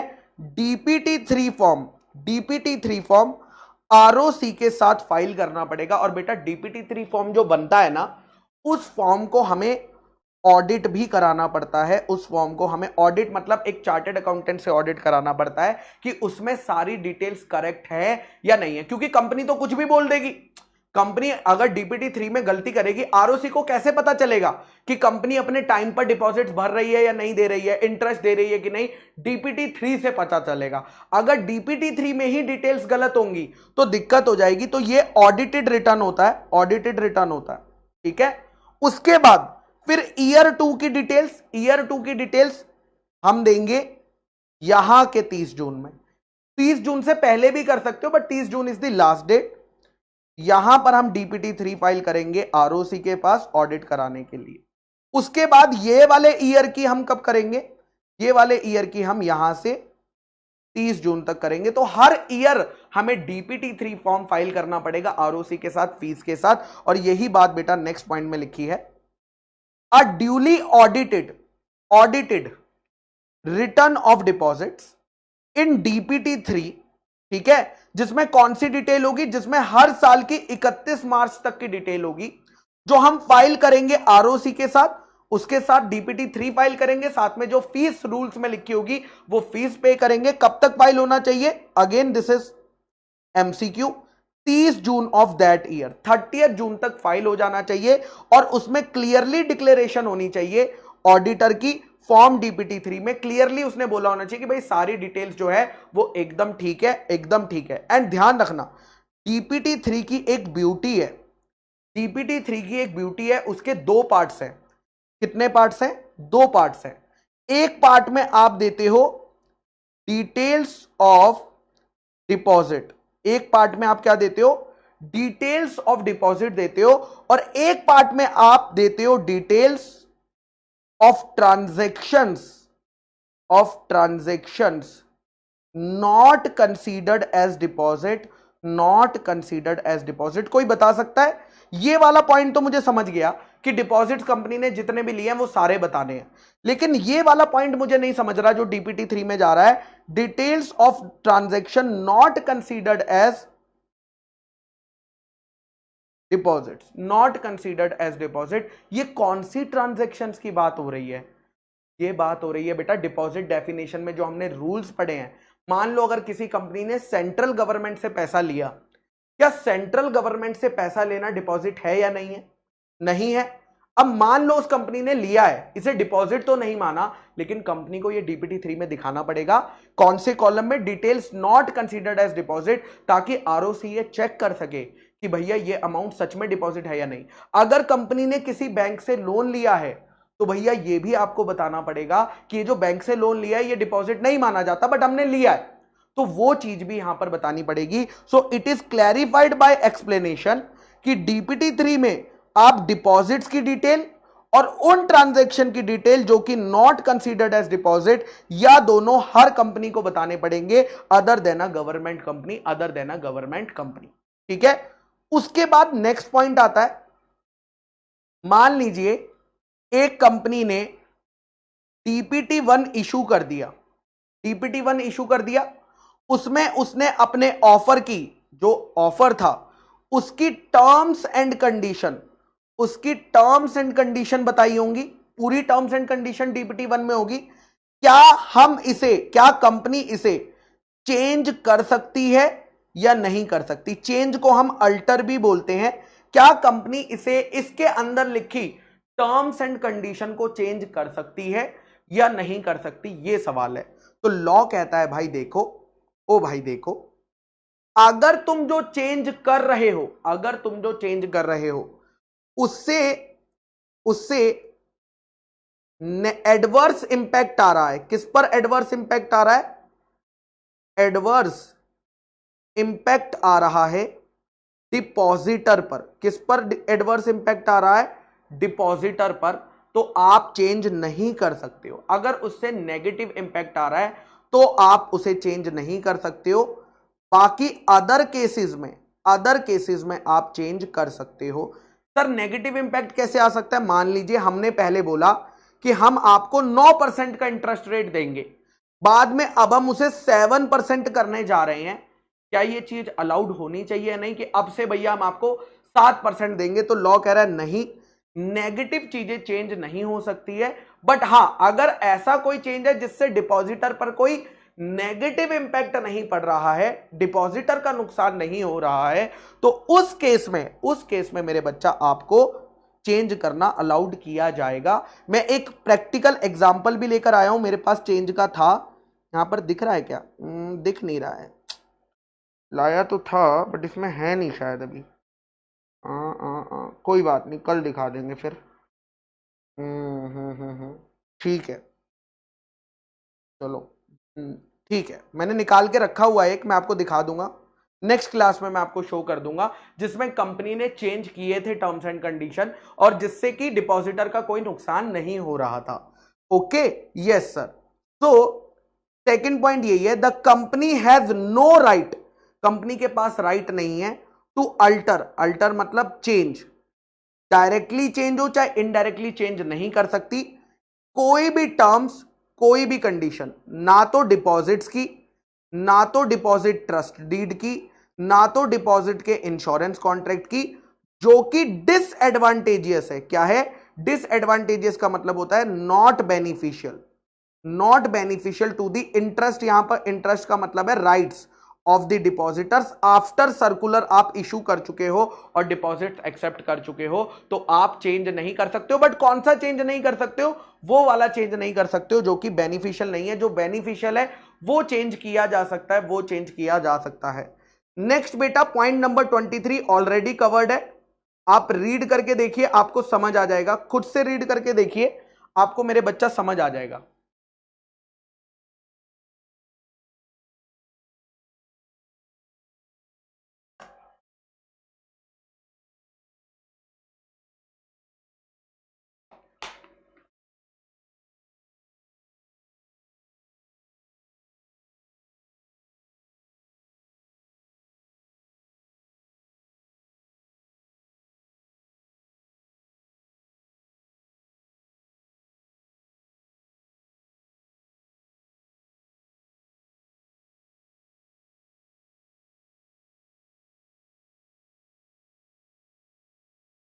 डन है, इसमें कुछ बताने की जरूरत तो नहीं लग रही है मुझे।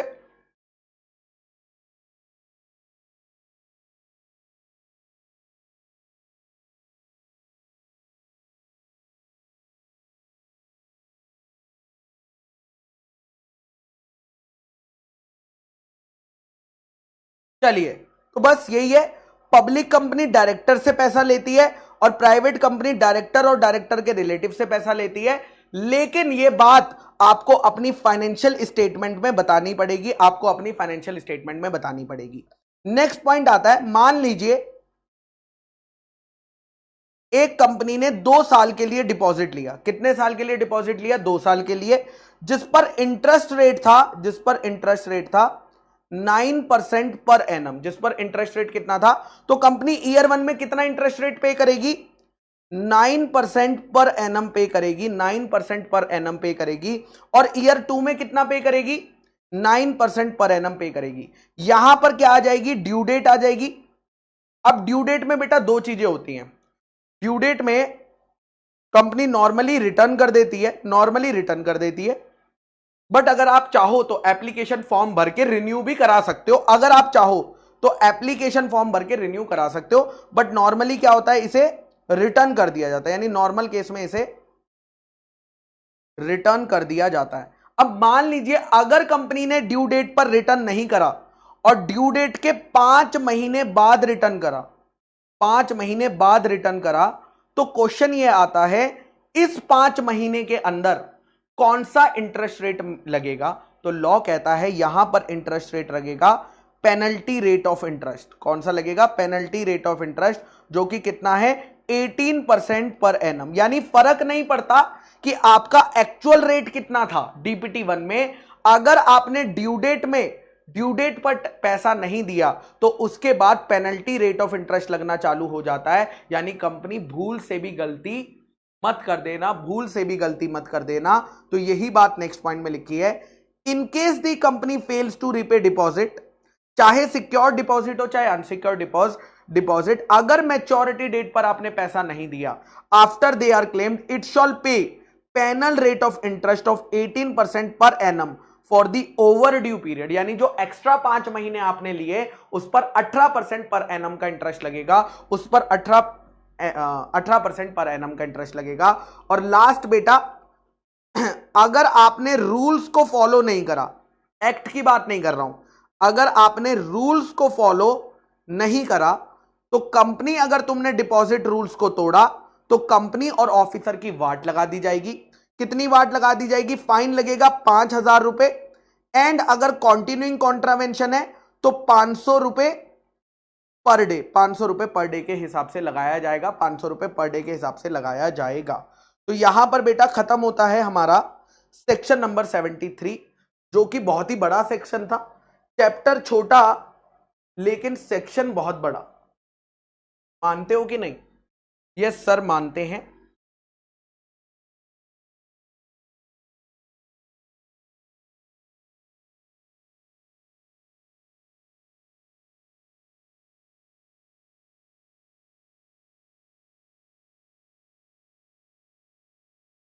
चलिए तो मुन्नी ब्रेक ले लेते हैं, उसके बाद हम लोग आगे चलेंगे।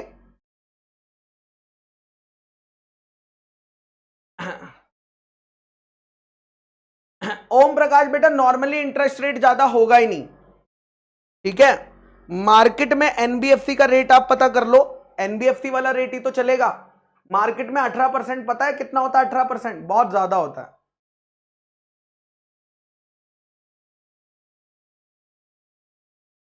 मीत बेटा, फिर वो फॉर्म के नाम पर ले रहे हैं ना। पहली बात है, फॉर्म मेंबर बन ही नहीं सकती है।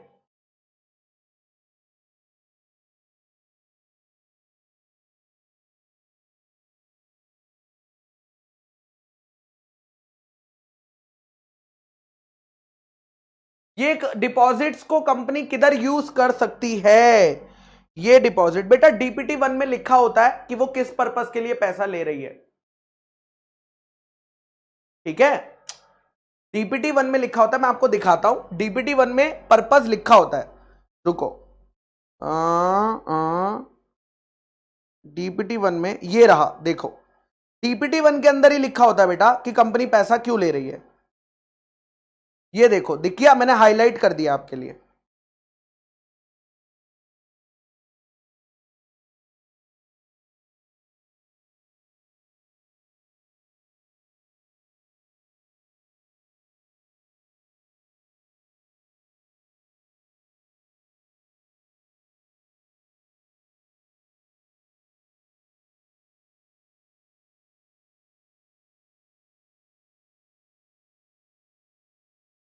हम्म।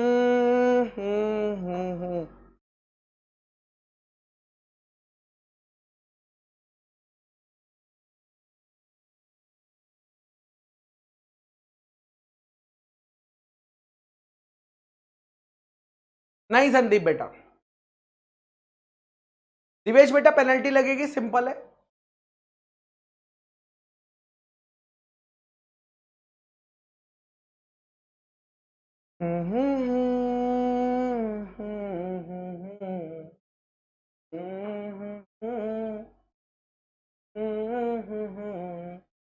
विपिन बेटा ऑफ कोर्स दे सकता है लीगल गार्जियन के थ्रू,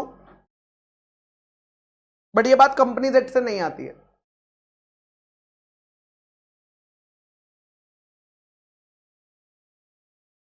आरआरआर की शादी कब है?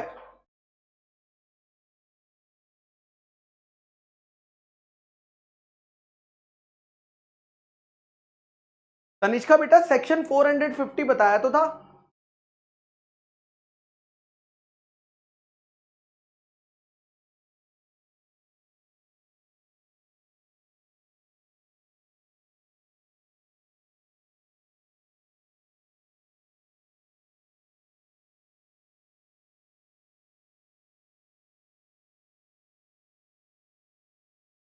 चले चलें चलें चलें चलें चलें चलें चलें चलें चलें चलें क्या हम लोग आगे चल सकते हैं?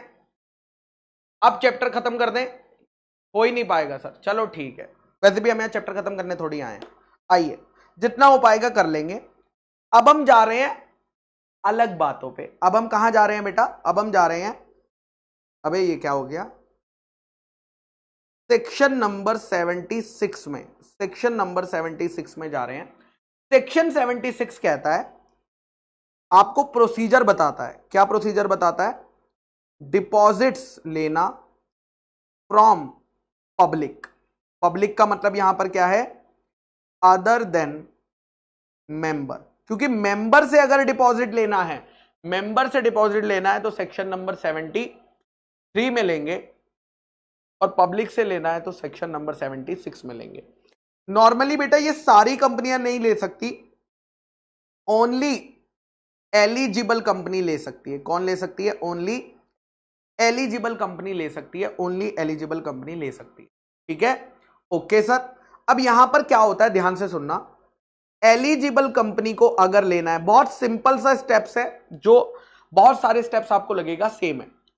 एलिजिबल कंपनी क्या करेगी? जनरल मीटिंग बुलाएगी। क्या बुलाएगी? General meeting. जनरल मीटिंग बुलाने के बाद, जनरल मीटिंग बुलाने के बाद वो पास करेगी स्पेशल रेजोल्यूशन। क्या पास कराया जाएगा?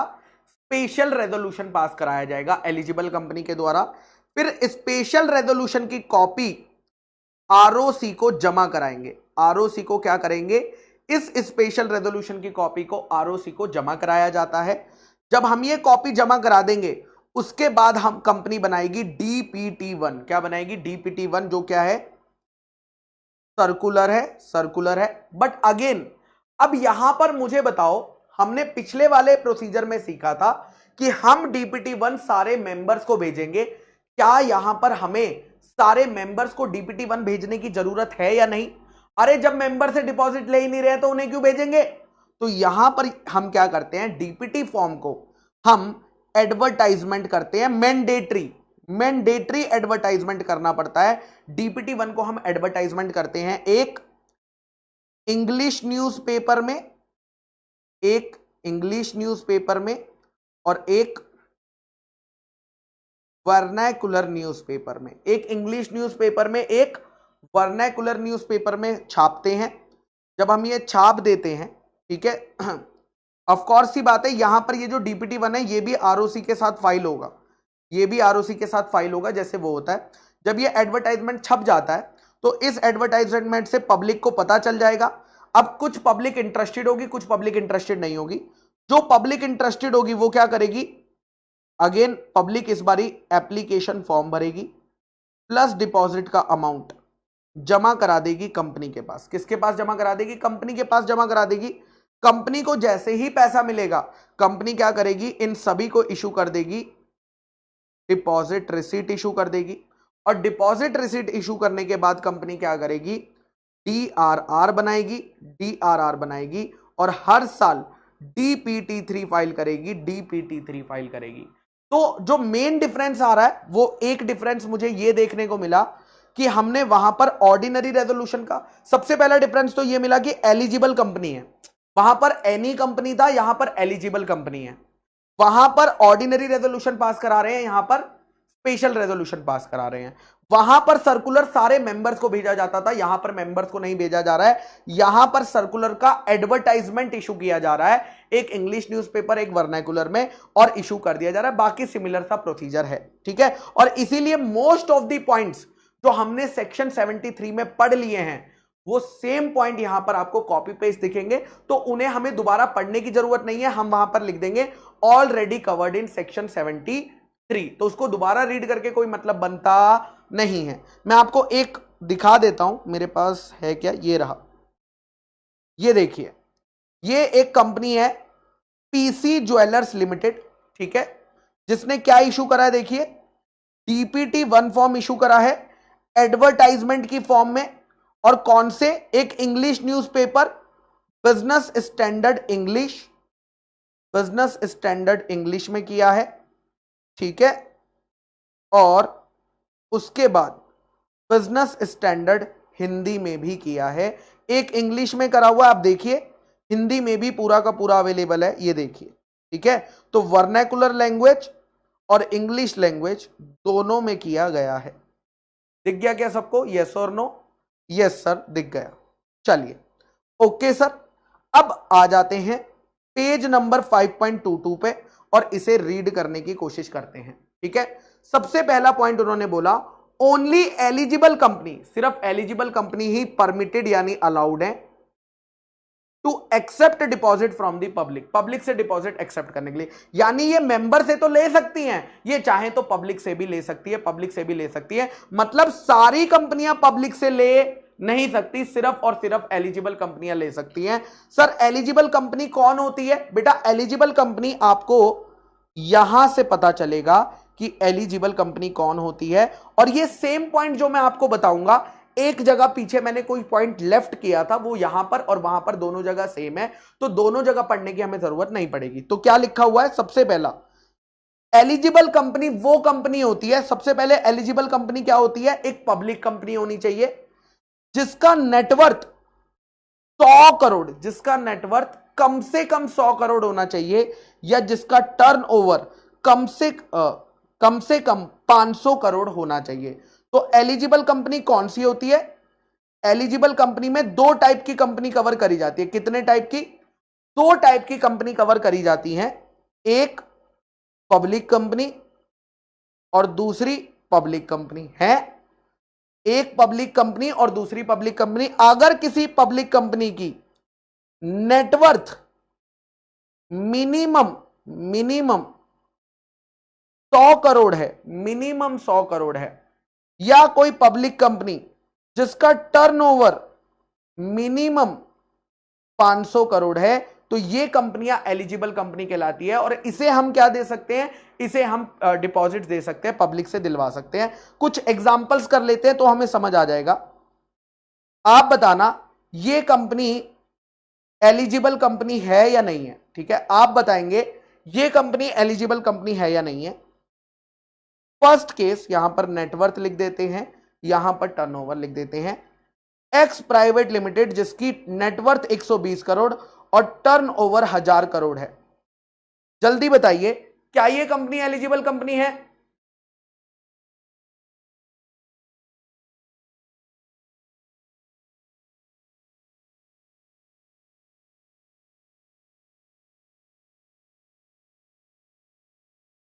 क्या ये कंपनी एलिजिबल कंपनी है? जल्दी बताइए।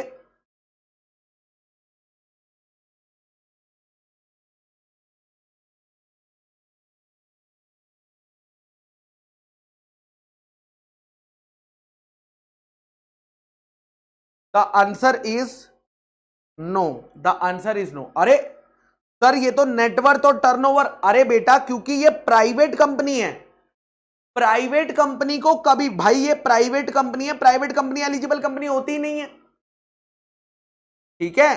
तो सिर्फ नेटवर्थ और टर्नओवर देखोगे तो कद्दू हो जाएगा, ओके। नेटवर्थ और टर्नओवर देखने से पहले हमेशा यह चेक करो कि कंपनी प्राइवेट है कि पब्लिक है, ठीक है। बस हाँ, इसका तो नेटवर्थ भी 100 करोड़ से ऊपर लग रहा है, इसका तो टर्नओवर भी भैया 500 करोड़ से ऊपर लग रहा है।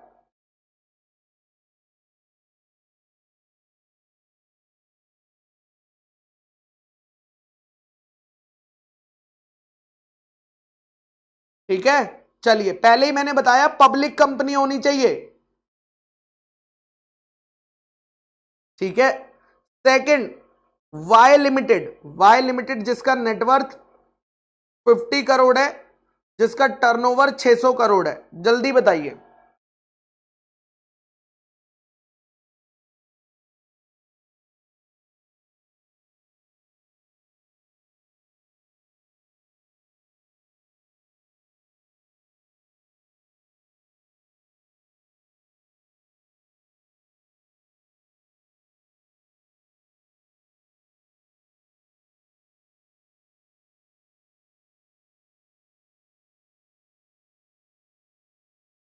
तो यहां पर मेरे बच्चा, यहां पर देखो, क्या ये पब्लिक कंपनी है?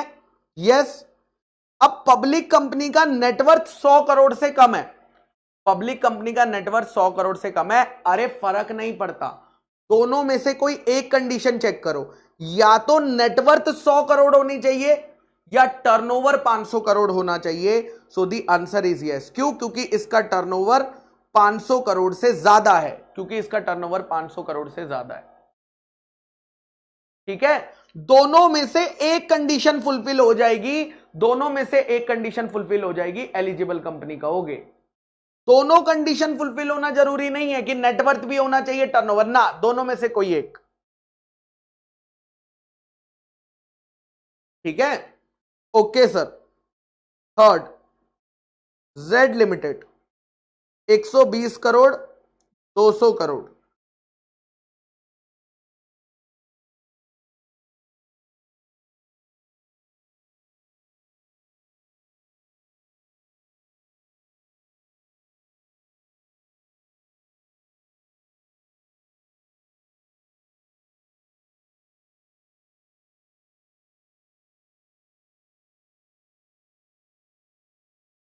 तो यहां पर ये वाली कंडीशन, क्या ये पब्लिक कंपनी है? यस, ये पब्लिक कंपनी है। Net worth 120 crore, the answer is yes, क्योंकि इसका नेटवर्थ 120 करोड़ है।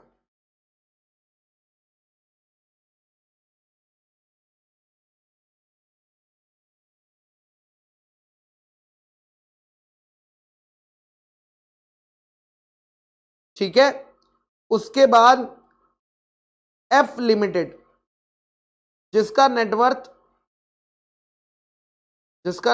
80 करोड़ है और टर्न ओवर 480 करोड़ है।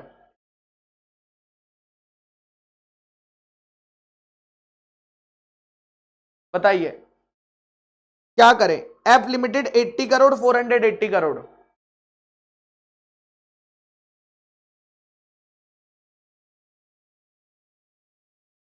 तो यहां पर बेटा ये पब्लिक कंपनी तो है, लेकिन ना तो नेटवर्थ वाली कंडीशन फुलफिल हुई, ना टर्नओवर वाली कंडीशन फुलफिल हुई, तो ये कंपनी एलिजिबल पब्लिक कंपनी नहीं है।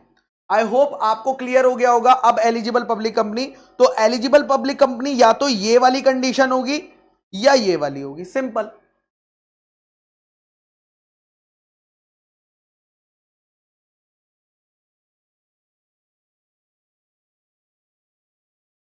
ठीक है, चलिए, ओके सर, डन है सर, फर्स्ट पॉइंट डन है।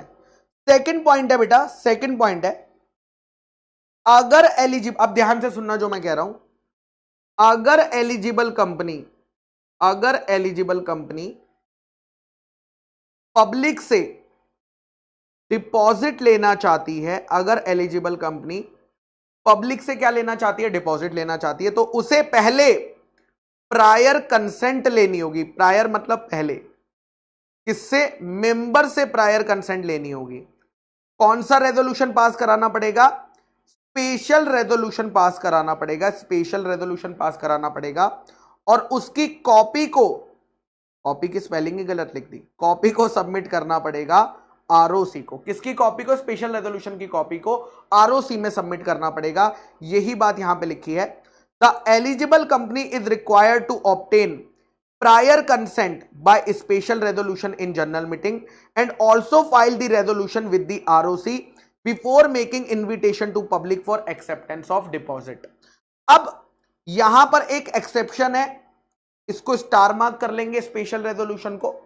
एक एक्सेप्शन है कि एसआर की जगह, नॉर्मली एसआर लगता है, बट एसआर की जगह ऑर्डिनरी रेजोल्यूशन से काम चल जाएगा। नॉर्मल रूल ये है कि अगर एक एलिजिबल कंपनी पब्लिक से डिपॉजिट लेना चाहती है, अगर एक एलिजिबल कंपनी पब्लिक से डिपॉजिट लेना चाहती है, तो नॉर्मल रूल इज दिस कि स्पेशल रेजोल्यूशन पास होगा। लेकिन इस रूल का एक एक्सेप्शन है। इस रूल का क्या है? एक एक्सेप्शन है कि ऑर्डिनरी रेजोल्यूशन, मैं क्या बात कर रहा हूं, ऑर्डिनरी रेजोल्यूशन से काम चल जाएगा, स्पेशल तक जाने की जरूरत नहीं है। अगर कंपनी जो डिपॉजिट्स ले रही है वो with in the limit of section 180 है, with in the limit of section 180 है। क्या आपको सेक्शन 180 की लिमिट याद है क्या? नहीं याद होगी, हमने सीखी थी सेक्शन 180 की लिमिट, हमने प्राइवेट प्लेसमेंट में सीखी थी। बट कोई बात नहीं, वैसे तो सेक्शन 180 हमारे सिलेबस का पार्ट नहीं है, लेकिन उसकी लिमिट हमारी दूसरी टाइम काम आने वाली है। तो हम एक प्रैक्टिकल एग्जांपल लेकर इसको समझेंगे। प्रैक्टिकल एग्जांपल लेकर मैं आपको इसे समझाता हूं। मान लीजिए एक कंपनी है एक्स लिमिटेड कंपनी, जो कि एलिजिबल कंपनी है, ठीक है। एक एग्जांपल से मैं आपको समझाने की कोशिश करूंगा, ठीक है, ताकि आप एग्जाम में गलत ना करें। अब ये जो एक्स लिमिटेड एलिजिबल कंपनी है, इसकी पेड अप शेयर कैपिटल है मान लीजिए 100 करोड़। इसके फ्री रिजर्व्स, इसके फ्री रिजर्व्स हैं, इसके फ्री रिजर्व्स हैं 200 करोड़, 200 करोड़।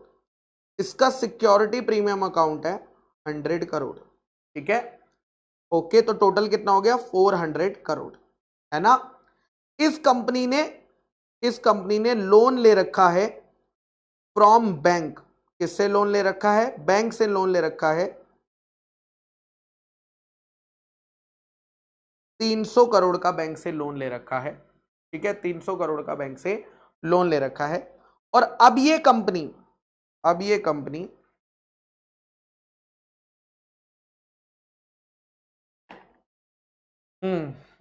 और बढ़ा देते हैं इसे थोड़ा,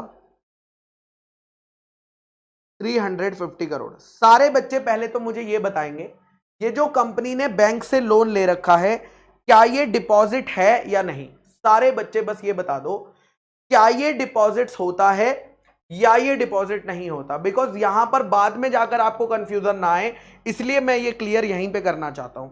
बैंक से लिए हुए लोन को डिपॉजिट माना जाता है या नहीं? तो आंसर इज नॉट डिपॉजिट, ये डिपॉजिट नहीं है। क्लियर है? लेकिन क्या ये कंपनी की बोरोइंग का पार्ट है या नहीं, ये बता दो। क्या ये कंपनी की बोरोइंग का पार्ट है या नहीं? देखो, deposit is a different thing, borrowing is a different thing. Borrowing मतलब किसी भी तरीके का अगर कंपनी ने फंड्स ले रखे हैं किसी और से, उसे बोरोइंग कहते हैं। क्या मैं कह सकता हूं ये डिपॉजिट तो नहीं है, बट कंपनी की बोरोइंग्स है, कंपनी की बोरोइंग्स का पार्ट है? यस और नो? Yes sir. अब ये कंपनी क्या करना चाहती है, मैं दो केस ले लूं यहां पर, दोनों केसेस को हम इंडिपेंडेंटली सॉल्व करेंगे। केस वन, अगर कंपनी पब्लिक से 20 करोड़ के 20 करोड़, हाँ, 20 करोड़ के डिपॉजिट लेना चाहती है, तो कौन सा रेजोल्यूशन पास होगा? पब्लिक से 20 करोड़ के डिपॉजिट लेना चाहती है, तो स्पेशल रेजोल्यूशन पास होगा या ऑर्डिनरी रेजोल्यूशन? और केस टू, अगर कंपनी पब्लिक से 100 करोड़ के डिपॉजिट लेना चाहती है, तो कौन सा रेजोल्यूशन पास होगा? ये एक सवाल है। देखो, रेजोल्यूशन तो पास होगा, सवाल ये है कौन सा रेजोल्यूशन पास होगा। तो केस वन, केस टू, ठीक है। अगर विद इन द लिमिट होगा तो ऑर्डिनरी रेजोल्यूशन, अगर एक्सीडिंग द लिमिट होगा तो स्पेशल रेजोल्यूशन। क्लियर है? अब सेक्शन 180 की लिमिट है, सेक्शन 100 में लिखा हुआ है कि कंपनी की टोटल बोरोइंग्स, मैं किसकी बात कर रहा हूं, डिपॉजिट्स की या बोरोइंग की? सेक्शन 180, ध्यान रखना, सेक्शन 180 डिपॉजिट्स के लिए नहीं बना है, वो कंपनी की बोरोइंग्स के लिए बना है, ठीक है। तो सेक्शन 180 बात करता है कंपनी की बोरोइंग्स में, कि कंपनी की टोटल बोरोइंग्स अगर with in 100% of paid up share capital plus free reserve plus security premium account में अंदर है, तो हमारा काम ऑर्डिनरी रेजोल्यूशन से चल जाएगा। तो मुझे बताओ, कंपनी की करंट बोरोइंग्स कितनी है? जल्दी बताओ, कंपनी की करंट बोरोइंग्स कितनी है? कंपनी की करंट बोरोइंग्स क्वेश्चन में गिवन है 350 करोड़। कंपनी की करंट बोरोइंग्स है 350 करोड़। कंपनी नए डिपॉजिट्स कितना लेना चाहती है? न्यू बोरोइंग कितना करना चाहती है? न्यू बोरोइंग्स थ्रू डिपॉजिट्स कितना करना चाहती है? 20 करोड़। तो टोटल बोरोइंग्स कम इस बोरोइंग्स को करने से, इस बोरोइंग को करने से कंपनी की टोटल बोरोइंग्स कितनी हो जाएंगी बताना जरा। कंपनी की टोटल बोरोइंग्स हो जाएंगी 370 करोड़। सारे बच्चे चेक करके बताओ क्या ये लिमिट के अंदर है या ये लिमिट के बाहर है। बस इतना बता दो, क्या ये लिमिट के अंदर है या ये लिमिट के बाहर है।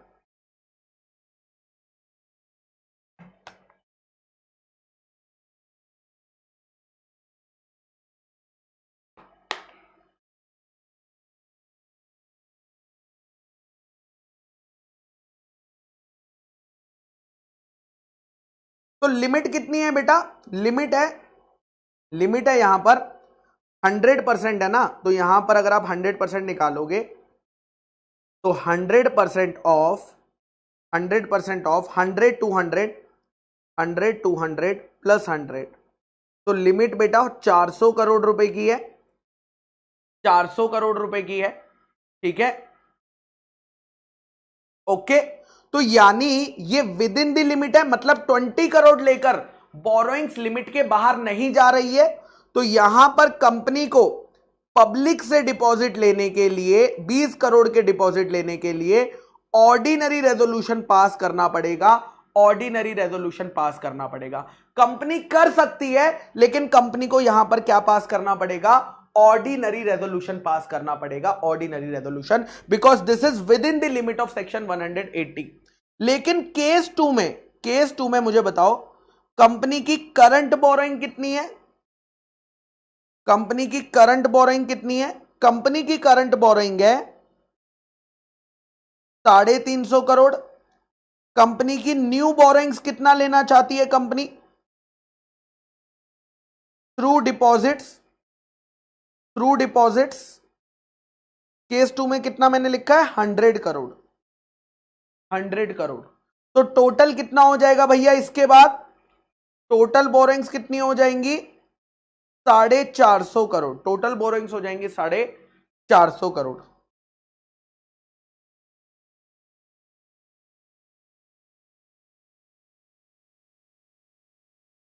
ठीक है, तो यहां पर लिमिट थी 400 और हमारा हो रहा है 450, यानी हम एक्सीड कर रहे हैं। क्योंकि हम लिमिट को एक्सीड कर रहे हैं तो हमें स्पेशल रेजोल्यूशन पास कराना पड़ेगा, स्पेशल रेजोल्यूशन पास करा।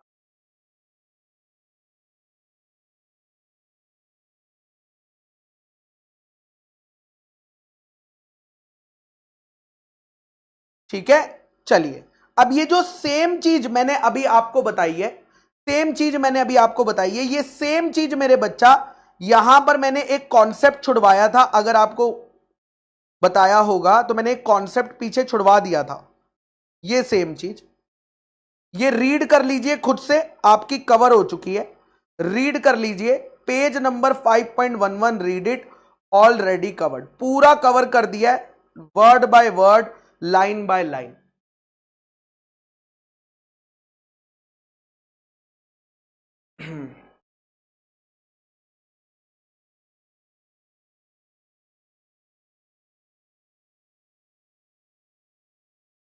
ठीक है, फटाक से रीड कर लो, फटाक से जल्दी से रीड कर लीजिए, फिर हम आगे चलेंगे।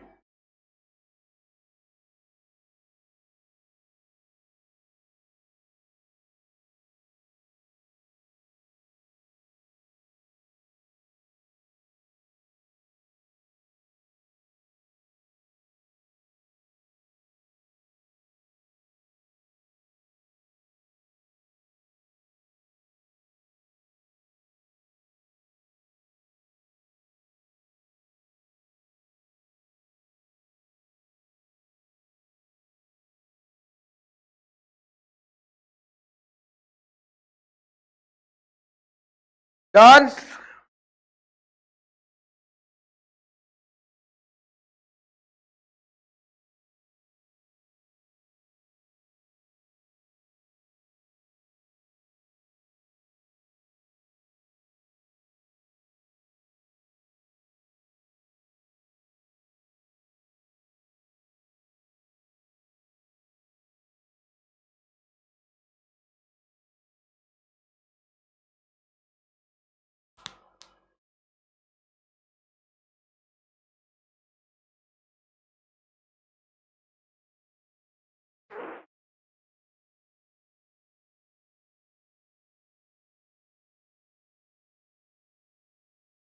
चलिए, आई होप सबका डन हो गया है।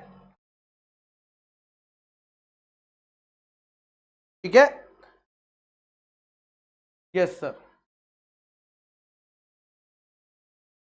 चलिए, बहुत ही बढ़िया, ये मैंने छुड़वाया हुआ था और यही सेम चीज दोबारा नीचे भी लिखी हुई है, ये भी कवर्ड है, पॉइंट वाइज फॉर्म में लिखी हुई है। अब आगे चल सकते हैं हम लोग। यस सर, आगे चल सकते हैं, ऑलरेडी कवर्ड हो गया। तो एक ही चीज को मॉड्यूल में 2 बार दिया हुआ है, यहां पर भी दिया हुआ था, वहां भी दिया हुआ था, देने की जरूरत थी नहीं इंस्टीट्यूट को 2 बारी, एक बारी दो, खत्म करो। ठीक है, चलिए नेक्स्ट आता है बेटा, ध्यान से सुनना। जब भी एलिजिबल कंपनी पब्लिक से डिपॉजिट लेती है, जब भी एलिजिबल कंपनी पब्लिक से क्या लेती है, डिपॉजिट लेती है, तो वो क्या बनाती है, डीपीटी 1 बनाती है, डीपीटी 1 बनाती है। और इस डीपीटी 1 के अंदर कंपनी को क्या देनी होती है, क्रेडिट रेटिंग देनी होती है। क्या देनी होती है, क्रेडिट रेटिंग देनी होती है, कि कंपनी की कितनी क्रेडिट रेटिंग है। क्यों देनी होती है बेटा क्रेडिट रेटिंग, ताकि जब पब्लिक कंपनी के बारे में पढ़ेगी तो इस कंपनी में पैसा लगाना चाहिए या पैसा नहीं लगाना चाहिए, वो डिसाइड करने के लिए। अगर क्रेडिट रेटिंग अच्छी होगी तो पब्लिक पैसा लगाएगी, अगर क्रेडिट रेटिंग अच्छी नहीं होगी तो पैसा नहीं लगाया जाएगा। अब यहां पर भी बेटा जो क्रेडिट रेटिंग लेनी है वो किससे लेनी है, रिकॉग्नाइज्ड। आप किसी से भी उठ के मत ले लेना, क्योंकि आप पब्लिक से पैसा लेने जा रहे हो, तो आपको क्रेडिट रेटिंग लेनी पड़ेगी रिकॉग्नाइज्ड क्रेडिट रेटिंग एजेंसी से। Sir recognised credit rating agency का क्या मतलब है बेटा, रिकॉग्नाइज्ड क्रेडिट रेटिंग एजेंसी का मतलब है जो आरबीआई ने एनबीएफसी के लिए एजेंसी अप्रूव करी है, वही एजेंसी से आप लेंगे। जैसे एग्जांपल देता हूं, एक एग्जांपल है क्रिजिल लिमिटेड, एक एग्जांपल है क्रिजिल लिमिटेड, ये कंपनी देती है। एक एग्जांपल है केयर लिमिटेड, ऐसे करके नाम है। और अभी एक डीपीटी 1 देख लेते हैं ना, वहां पर आपको दिख जाएगा, रुको, एक डीपीटी 1 में यहां पर लिखा होगा, यहां पर भी आपको एक आधा नाम दिख जाएगा कि किससे ली है। हम्म हम्म हम्म हम्म हम्म ये रहा, ये रहा, इसी को केयर बोलते हैं एक्चुअली में। सी, ये तो बहुत मोटा हो गया, ये हाईलाइट कर देता हूं, credit analysis and research limited, ये है हमारी क्रेडिट रेटिंग एजेंसी, इससे हमें लेनी पड़ेगी। और इन्होंने क्या क्या दी है, केयर प्लस दी है, care A+FD, rating outlook is stable, stable है। तो यहां पर वही बात बोली गई है कि आपको एक तो रिकॉग्नाइज्ड क्रेडिट रेटिंग एजेंसी से लेनी है, एंड याद रखना अगर आपकी क्रेडिट रेटिंग खराब आएगी तो आप फिर पब्लिक से डिपॉजिट नहीं मान सकते। खराब का मतलब क्या होता है, हमें कैसे पता चलेगा कि हमारी क्रेडिट रेटिंग अच्छी आई है या खराब आई है, तो लॉ कहता है एलिजिबल कंपनी अगर पब्लिक से डिपॉजिट लेना चाहती है तो इस कंपनी की क्रेडिट रेटिंग कम से कम मिनिमम इतनी क्रेडिट रेटिंग आनी चाहिए जो हमने फिक्स्ड डिपॉजिट लेने के लिए अप्रूव करी हुई है। अगर किसी भी कंपनी की क्रेडिट रेटिंग उस मिनिमम से कम आएगी तो वो कंपनी फिर पब्लिक के पास नहीं जा सकती। एंड आपको इनिशियली तो लेनी है, पब्लिक कंपनी ने जब डिपॉजिट इनवाइट करे उसे क्रेडिट रेटिंग लेनी है। इतना ही नहीं, उसे क्रेडिट रेटिंग तो लेनी है, साथ में जब तक डिपॉजिट चलेंगे एवरी ईयर क्रेडिट रेटिंग लेनी पड़ेगी। एवरी ईयर क्या लेनी पड़ेगी, क्रेडिट रेटिंग लेनी पड़ती है अगर आप पब्लिक से ले रहे हो। और हर साल जो भी क्रेडिट रेटिंग आएगी वो आप आरओसी को बता देना, कि हमारी ये क्रेडिट रेटिंग आई है। और यही पॉइंट यहां पर लिखा हुआ है, देखिए, the eligible company shawl be required, eligible company को रिक्वायर्ड है कि उसे क्रेडिट रेटिंग लेनी पड़ेगी अपनी नेटवर्थ लिक्विडिटी वगैरह दिखा के। किससे लेनी पड़ेगी, रिकॉग्नाइज्ड क्रेडिट रेटिंग एजेंसी से लेनी पड़ेगी। और ये जो रेटिंग है इससे क्या होगा, इससे पब्लिक को एडुकेट सेफ्टी मिलेगी और हम इसे पब्लिक को इन्फॉर्म करेंगे। कहां इन्फॉर्म करेंगे, डीपीटी 1 में इन्फॉर्म करेंगे जब हम डिपॉजिट्स मांग रहे होंगे। और इतना ही नहीं, आपने एक बार बता दिया, आपका काम खत्म नहीं हुआ। कंपनी आपको ये रेटिंग हर साल लेनी है। कहां लेनी है, हर साल लेनी है, जब तक आपका डिपॉजिट चल रहा है। जबकि हम मेंबर से लेते हैं ना, वहां पर ये पॉइंट नहीं था कि हमें हर साल लेनी है, वहां पर हमें क्रेडिट रेटिंग तो लेनी थी लेकिन हर साल नहीं लेनी थी, बट यहां पर हमें क्रेडिट रेटिंग हर साल लेनी पड़ेगी। और जब आप हर साल क्रेडिट रेटिंग लोगे तो हर साल आप क्रेडिट रेटिंग किसको बताओगे? आरओसी को बताओगे। कब बताओगे? जब आप DPT3 फॉर्म फाइल करोगे तो उसके साथ ही आप क्या करोगे? क्रेडिट रेटिंग आरओसी को भी बता दोगे, आरओसी को भी बता दोगे। कंपनी की क्रेडिट रेटिंग मिनिमम कितनी होनी चाहिए? मिनिमम क्रेडिट रेटिंग उतनी होनी चाहिए जितना आरबीआई ने फिक्स्ड डिपॉजिट लेने के लिए बताई गई है। अगर कंपनी की उससे कम क्रेडिट रेटिंग आई तो फिर कंपनी जो है पब्लिक से डिपॉजिट नहीं मांग सकती है। प्लस आप किसी भी एरी गैरी क्रेडिट रेटिंग एजेंसी से नहीं ले सकते हैं, आपको सिर्फ और सिर्फ अप्रूव्ड क्रेडिट रेटिंग एजेंसी से लेना है। अप्रूव्ड क्रेडिट रेटिंग एजेंसी का मतलब है जो आरबीआई ने नॉन बैंकिंग फाइनेंशियल कंपनीज के लिए अप्रूव करी है, उन्हीं से ही इन नॉर्मल कंपनीज को भी लेनी है, उन्हीं से ही इन नॉर्मल कंपनीज को भी लेनी है। ओके, यहां तक सारे पॉइंट्स क्रेडिट रेटिंग से रिलेटेड। अगर मैं शॉर्ट में बताऊं तो आपको क्रेडिट रेटिंग लेना मैंडेटरी है, सिर्फ रिकॉग्नाइज से ले सकते हैं, सिर्फ रिकॉग्नाइज्ड एजेंसी से ले सकते हैं। रिकॉग्नाइज्ड एजेंसी मतलब जो एनबीएफसी के लिए बताई थी। थर्ड, एवरी ईयर लेनी पड़ेगी, एवरी ईयर लेनी पड़ेगी। और फोर्थ, मिनिमम कितनी रेटिंग होनी चाहिए? जो फिक्स्ड डिपॉजिट के लिए बताई गई है, जो फिक्स्ड डिपॉजिट के लिए बताई गई है। बस यही क्रेडिट रेटिंग से रिलेटेड पॉइंट्स हैं अगर आप पब्लिक से ले रहे हो। जबकि जब हम मेंबर से ले रहे थे तो क्रेडिट रेटिंग के बारे में इतना डिटेल्ड बताया नहीं था, वहां तो बस बोला था क्रेडिट रेटिंग ले लेना। बट यहां पर क्योंकि पब्लिक इन्वॉल्व हो रही है और क्रेडिट रेटिंग एक बहुत इंपॉर्टेंट रोल प्ले करती है, इसलिए यह चीज करी गई है। ओके सर, नेक्स्ट पॉइंट आता है सिक्योर्ड डिपॉजिट्स का। नेक्स्ट पॉइंट किसका आता है बेटा? अगर कंपनी, अगर एलिजिबल कंपनी, ठीक है, अगर एलिजिबल कंपनी पब्लिक से डिपॉजिट्स ले रही है, और वो भी कौन से डिपॉजिट्स? सिक्योर्ड डिपॉजिट ले रही है, तो सिक्योर्ड डिपॉजिट लेने के लिए कंपनी को मुझे बताओ, अगर डिपॉजिट्स का अमाउंट 100 करोड़ है और इंटरेस्ट का अमाउंट 20 करोड़ है, तो कितने एसेट्स पर सिक्योर, कितने एसेट्स पर, कितनी वैल्यू के एसेट्स पर चार्ज क्रिएट करना पड़ेगा? कोई बता सकता है कितनी वैल्यू के एसेट्स पर चार्ज क्रिएट करना पड़ेगा? 120 करोड़ के एसेट्स पर चार्ज क्रिएट करना पड़ेगा। और वो सारे एसेट्स टेंजिबल एसेट होने चाहिए या इनटेंजिबल एसेट? ये सारे एसेट्स क्या होने चाहिए?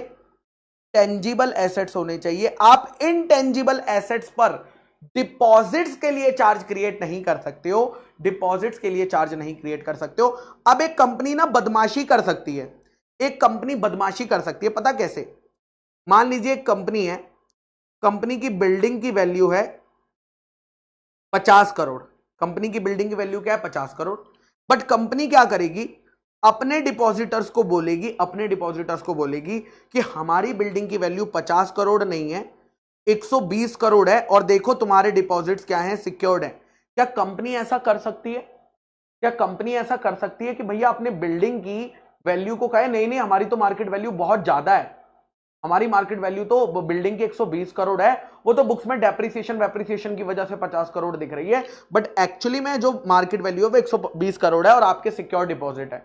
तो कंपनी ये गड़बड़ कर सकती है, इसीलिए लॉ ने कहा कि हम कंपनी की बताई वैल्यूएशन पर यकीन नहीं कर सकते।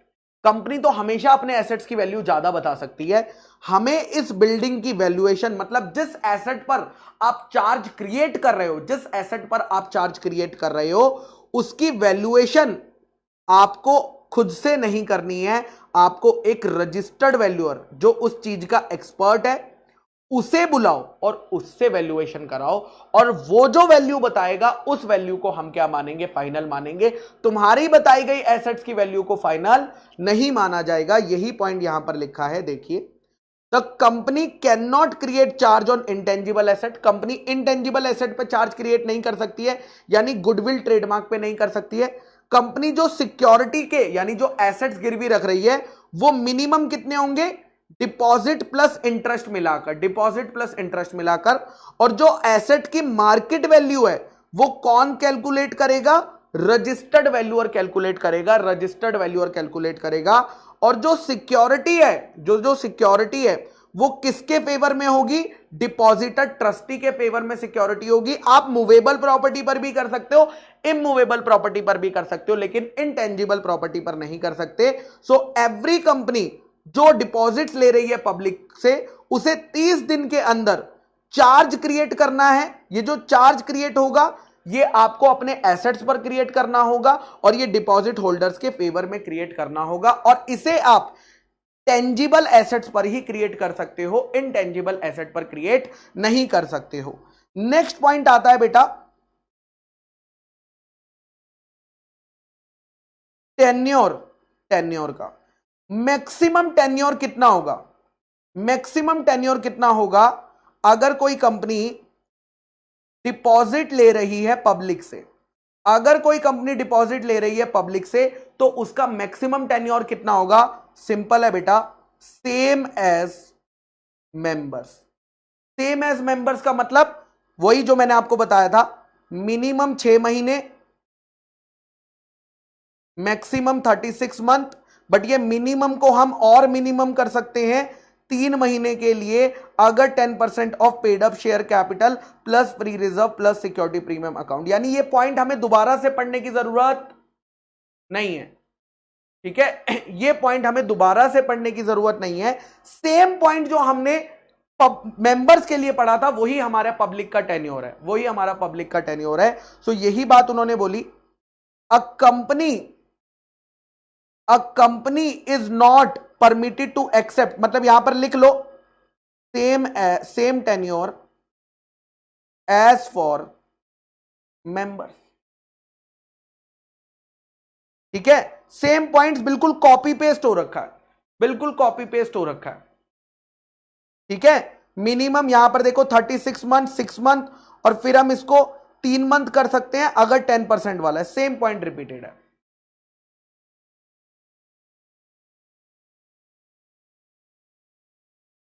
ठीक है? चलिए आगे चलते हैं नेक्स्ट पॉइंट पर।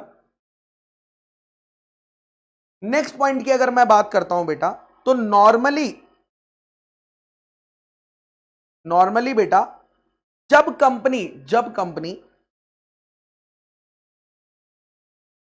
डिपॉजिटर से डिपॉजिट लेती है, जब कंपनी डिपॉजिटर से क्या लेती है? डिपॉजिट लेती है, तो वो अपॉइंट करती है। किसे अपॉइंट करती है?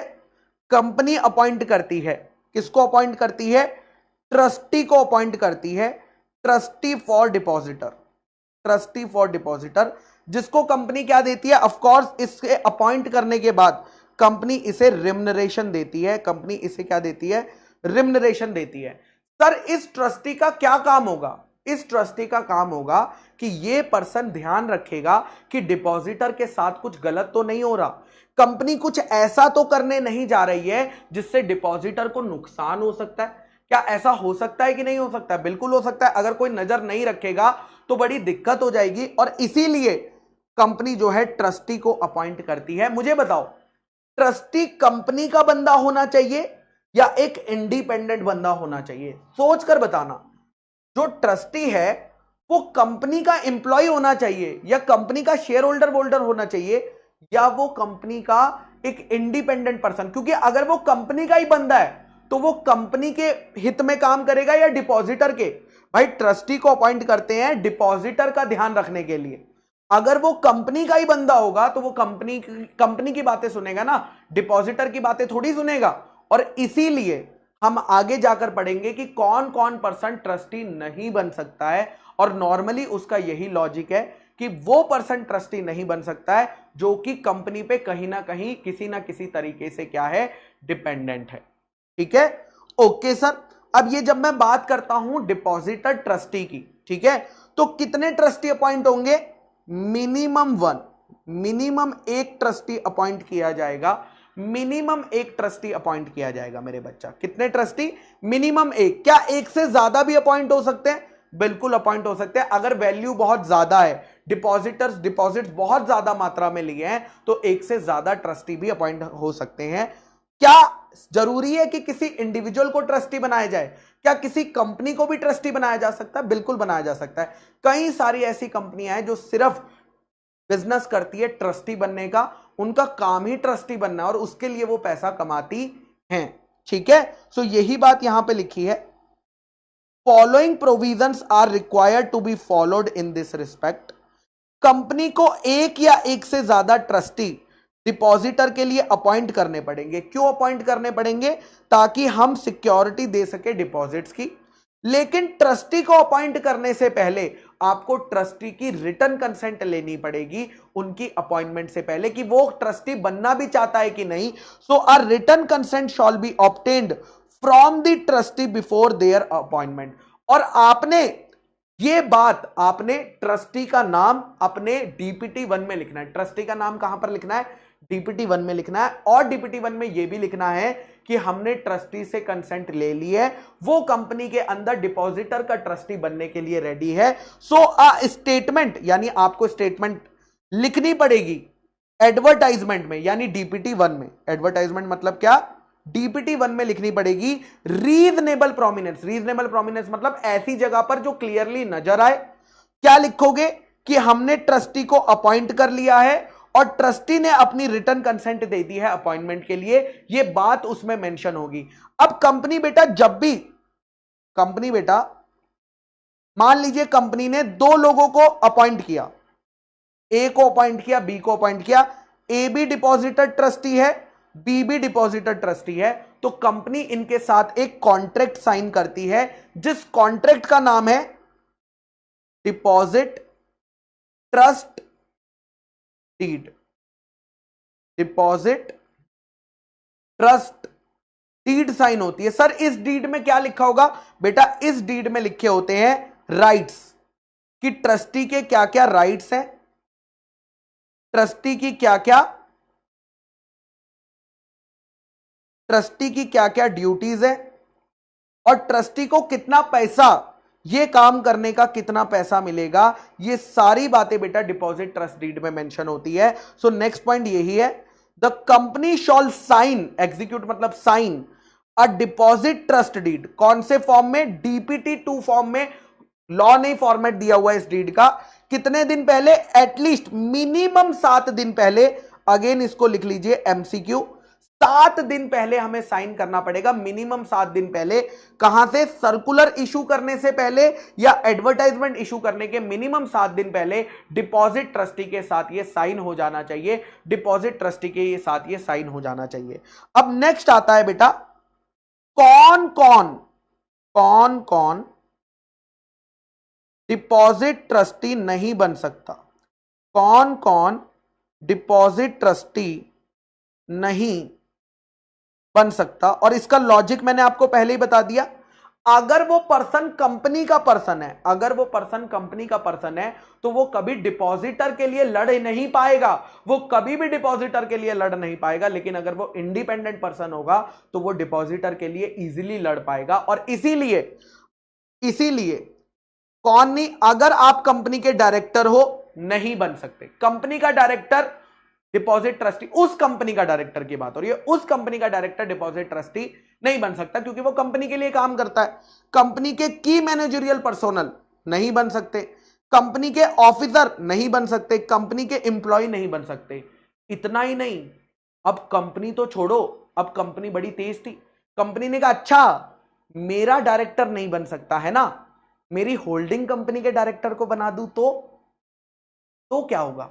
अपनी सब्सिडरी के डायरेक्टर को बना दूं तो, अपनी सब्सिडरी के एम्प्लॉय को बना दूं तो लॉ ने कहा हां यार ये तो दिक्कत है। तो यहां पर उन्होंने कहा कि जो कंपनी डिपॉजिट ले रही है उसका डायरेक्टर, केएमपी ऑफिसर, एम्प्लॉय बाहर गया। इतना ही नहीं, उस कंपनी की होल्डिंग के भी सारे बाहर कर दिए, उस कंपनी की सब्सिडरी के भी सारे बाहर कर दिए, उस कंपनी की एसोसिएट कंपनी के भी सारे बाहर कर दिए। क्या आप देख रहे हो? मतलब लॉ क्या कह रहा है? लॉ कह रहा है कि भाई हां हम समझ गए, मान लो ये कंपनी डिपॉजिट ले रही है, ये कंपनी डिपॉजिट ले रही है, तो इस कंपनी के डायरेक्टर, केएमपी ऑफिसर, एम्प्लॉय सब बाहर हो गए। कंपनी ने कहा अच्छा मैंने नहीं कर सकते, मेरी होल्डिंग कंपनी के करा दूं तो, मेरी होल्डिंग कंपनी के करा दूं तो लॉ कह रहा है होल्डिंग कंपनी के भी नहीं हो सकते। अगर अपनी सब्सिडरी कंपनी के डायरेक्टर को अपॉइंट कर दूं तो कह रहे नहीं हो सकते। कह रहा अगर अपनी एसोसिएट कंपनी के कर दूं तो, कह रहे नहीं हो सकते। और जब ये ऐसा होता है, ये ज्यादा से ज्यादा इंडिपेंडेंट बनाने के लिए किया जाता है। इतना ही नहीं, एक डिपॉजिटर भी अगर आपने डिपॉजिट कराया है तो आप ट्रस्टी नहीं बन सकते हो। यही बात आगे लिखा है, अगर आप कंपनी के डिपॉजिटर हो तो आप डिपॉजिट ट्रस्टी नहीं बन सकते हो। सर डिपॉजिटर तो बनना चाहिए ना सर। डिपॉजिटर इसलिए नहीं बन सकता है, रीजन बीइंग, क्योंकि मान लो 1000 लोगों से हमने डिपॉजिट लिए हैं और उसमें से एक बंदे को हमने डिपॉजिट ट्रस्टी बना दिया, तो वो शायद सारे लोगों के बारे में ना सोचे और वो अपने बारे में सोचे, अपने डिपॉजिट्स के बारे में सोचे, तो वहां पर भी कॉन्फ्लिक्ट ऑफ इंटरेस्ट आ जाता है। इसीलिए कंपनी के डिपॉजिटर को भी बाहर कर दिया। अच्छा मुझे बताओ, अगर एक पर्सन ने कंपनी से कंपनी से पैसा ले रखा है, अगर एक पर्सन ने कंपनी से पैसा उधार ले रखा है और कंपनी कह रही है मैं इसे बनाना चाहती हूं डिपॉजिट ट्रस्टी, क्या वो कंपनी के खिलाफ कभी लड़ पाएगा? नहीं लड़ पाएगा। वो कंपनी के खिलाफ कभी भी लड़ नहीं पाएगा। तो इसीलिए अगर कोई पर्सन इनडेटेड है, उधार ले रखा है उसने, या तो कंपनी से, या तो कंपनी की सब्सिडियरी से, या तो कंपनी की होल्डिंग से, या तो कंपनी की एसोसिएट से, या होल्डिंग कंपनी की दूसरी सब्सिडियरी से, तो भैया आप नहीं बन सकते, आप नहीं बन सकते हो, क्योंकि आपने उनकी कंपनी से क्या ले रखा है? उधार ले रखा है। तो आप क्या लड़ाई करोगे? आप क्या लड़ाई करोगे? नेक्स्ट आता है हैज एनी मटेरियल, पेक्यूनरी में लिख लीजिए फाइनेंशियल, पेक्यूनरी में लिख लीजिए फाइनेंशियल।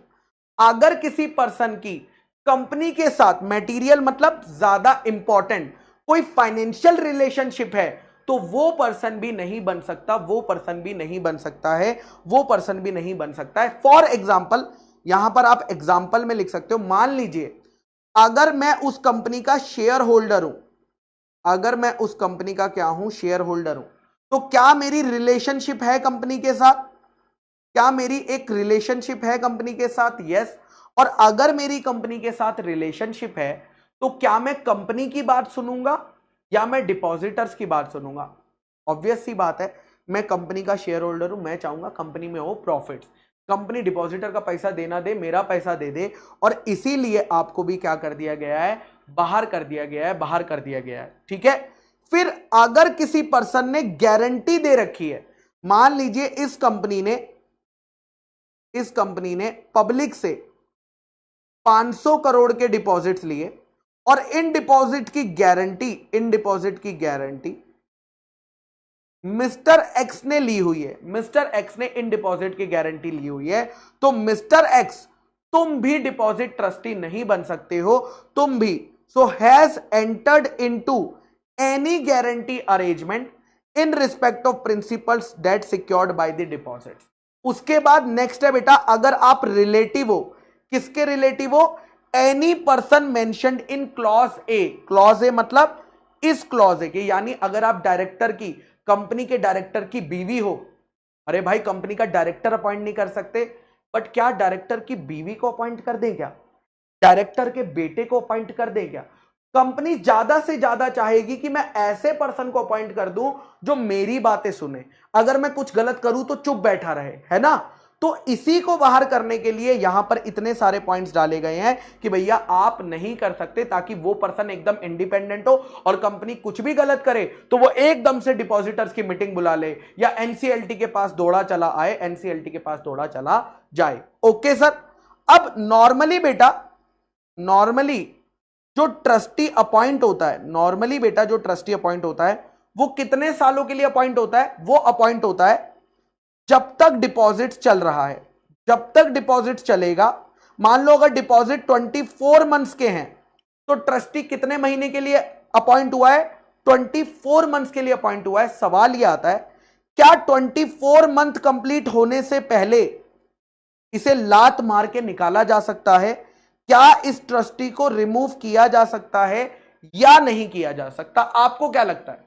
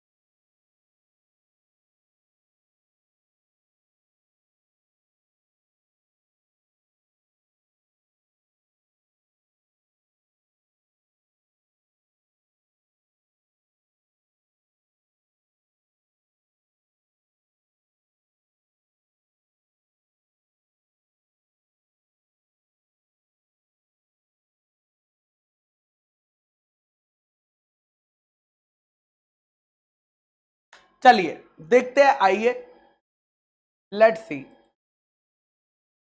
सी आइए निकाला जा सकता है या नहीं निकाला जा सकता है। आइए, न न न न न लॉ कहता है निकाला जा सकता है, निकाला जा सकता है। आप चाहें तो डिपॉजिट ट्रस्टी को निकाल सकते हैं, ठीक है, आप चाहें तो डिपॉजिट ट्रस्टी को क्या कर सकते हैं, निकाल सकते हैं, डिपॉजिट ट्रस्टी को निकाल सकते हैं। आप चाहो तो इसे निकाल सकते हो, लेकिन पहले आपको चेक करना पड़ेगा आपकी कंपनी कौन सी है। आपको चेक करना पड़ेगा आपकी कंपनी कौन सी है। कुछ कंपनी ऐसी होती है, कुछ कंपनी ऐसी होती है, ठीक है, कुछ कंपनी ऐसी होती है जिन्हें इंडिपेंडेंट डायरेक्टर अपॉइंट करना मैंडेटरी होता है। कुछ कंपनी ऐसी होती है जिन्हें इंडिपेंडेंट डायरेक्टर को अपॉइंट करना क्या होता है, मैंडेटरी होता है, ठीक है, ओके सर। कुछ कंपनी ऐसी होती है जिन्हें इंडिपेंडेंट डायरेक्टर को अपॉइंट करना मैंडेटरी नहीं होता, इंडिपेंडेंट डायरेक्टर को मैंडेटरी नहीं होता है, ओके ओके सर। अगर आपकी कंपनी को, अब ध्यान से सुनना, अगर आपकी कंपनी में इंडिपेंडेंट डायरेक्टर नहीं है, अगर आपकी कंपनी में इंडिपेंडेंट डायरेक्टर रखना मैंडेटरी नहीं है, इंडिपेंडेंट डायरेक्टर रखना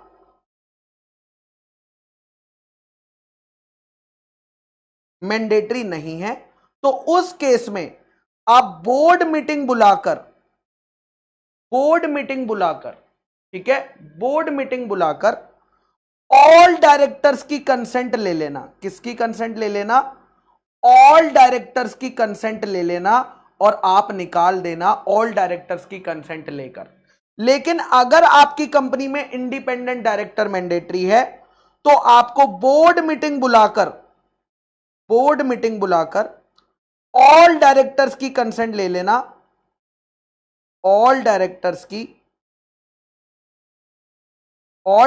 की कंसेंट ले लेना, तो आप निकाल सकते हो। यानी हमें क्या लेनी पड़ेगी, ऑल डायरेक्टर्स की कंसेंट लेनी पड़ेगी, ऑल डायरेक्टर्स की कंसेंट लेनी पड़ेगी, ठीक है सर। दोनों में फर्क क्या है, कोई बता सकता है दोनों में फर्क क्या है? बेटा दोनों में सिर्फ एक फर्क है, ठीक है, दोनों में सिर्फ मेरे बच्चा एक फर्क है, एक फर्क, और वो ये है कि यहां पर क्योंकि इंडिपेंडेंट डायरेक्टर मैंडेटरी है,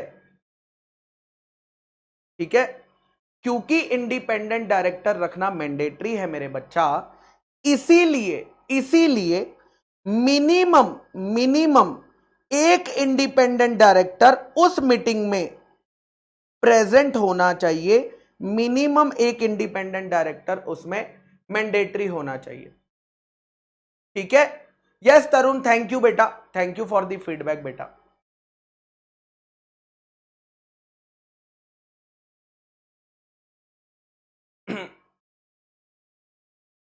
क्या समझ नहीं आया तरुण बेटा? कितनी सिंपल बात लिखी हुई है, क्या इशू है मुझे समझ नहीं आ रहा है। इसमें इशू क्या है? कुछ टेक्निकल हो तो मैं बताऊं, कुछ टेक्निकल हो तो मैं बताऊं।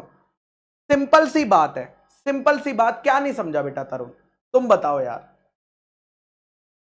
क्या तुम्हें यह नहीं समझ आया एलिजिबल कंपनी क्या होती है ना? क्या तुम्हें यह नहीं समझ आया स्पेशल रेजोल्यूशन क्या होता है?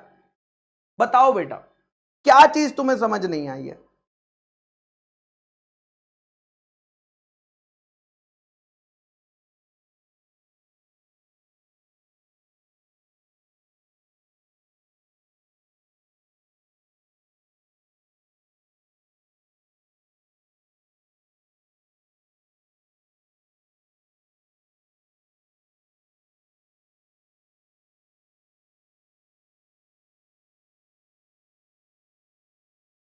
ठीक है, कोई दिक्कत नहीं है बेटा, अगर आपको दिक्कत आ रही है इट्स ओके। मैं कल पूरा सेक्शन 76 स्टार्ट से रिपीट कर दूंगा आपके लिए, स्टार्ट से मैं रिपीट कर दूंगा, कोई इशू नहीं है, ठीक है।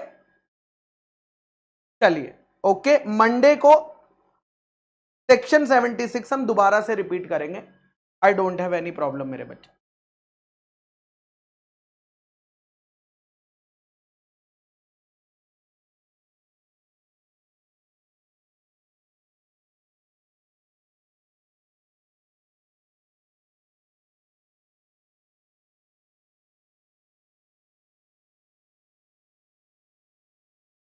चलिए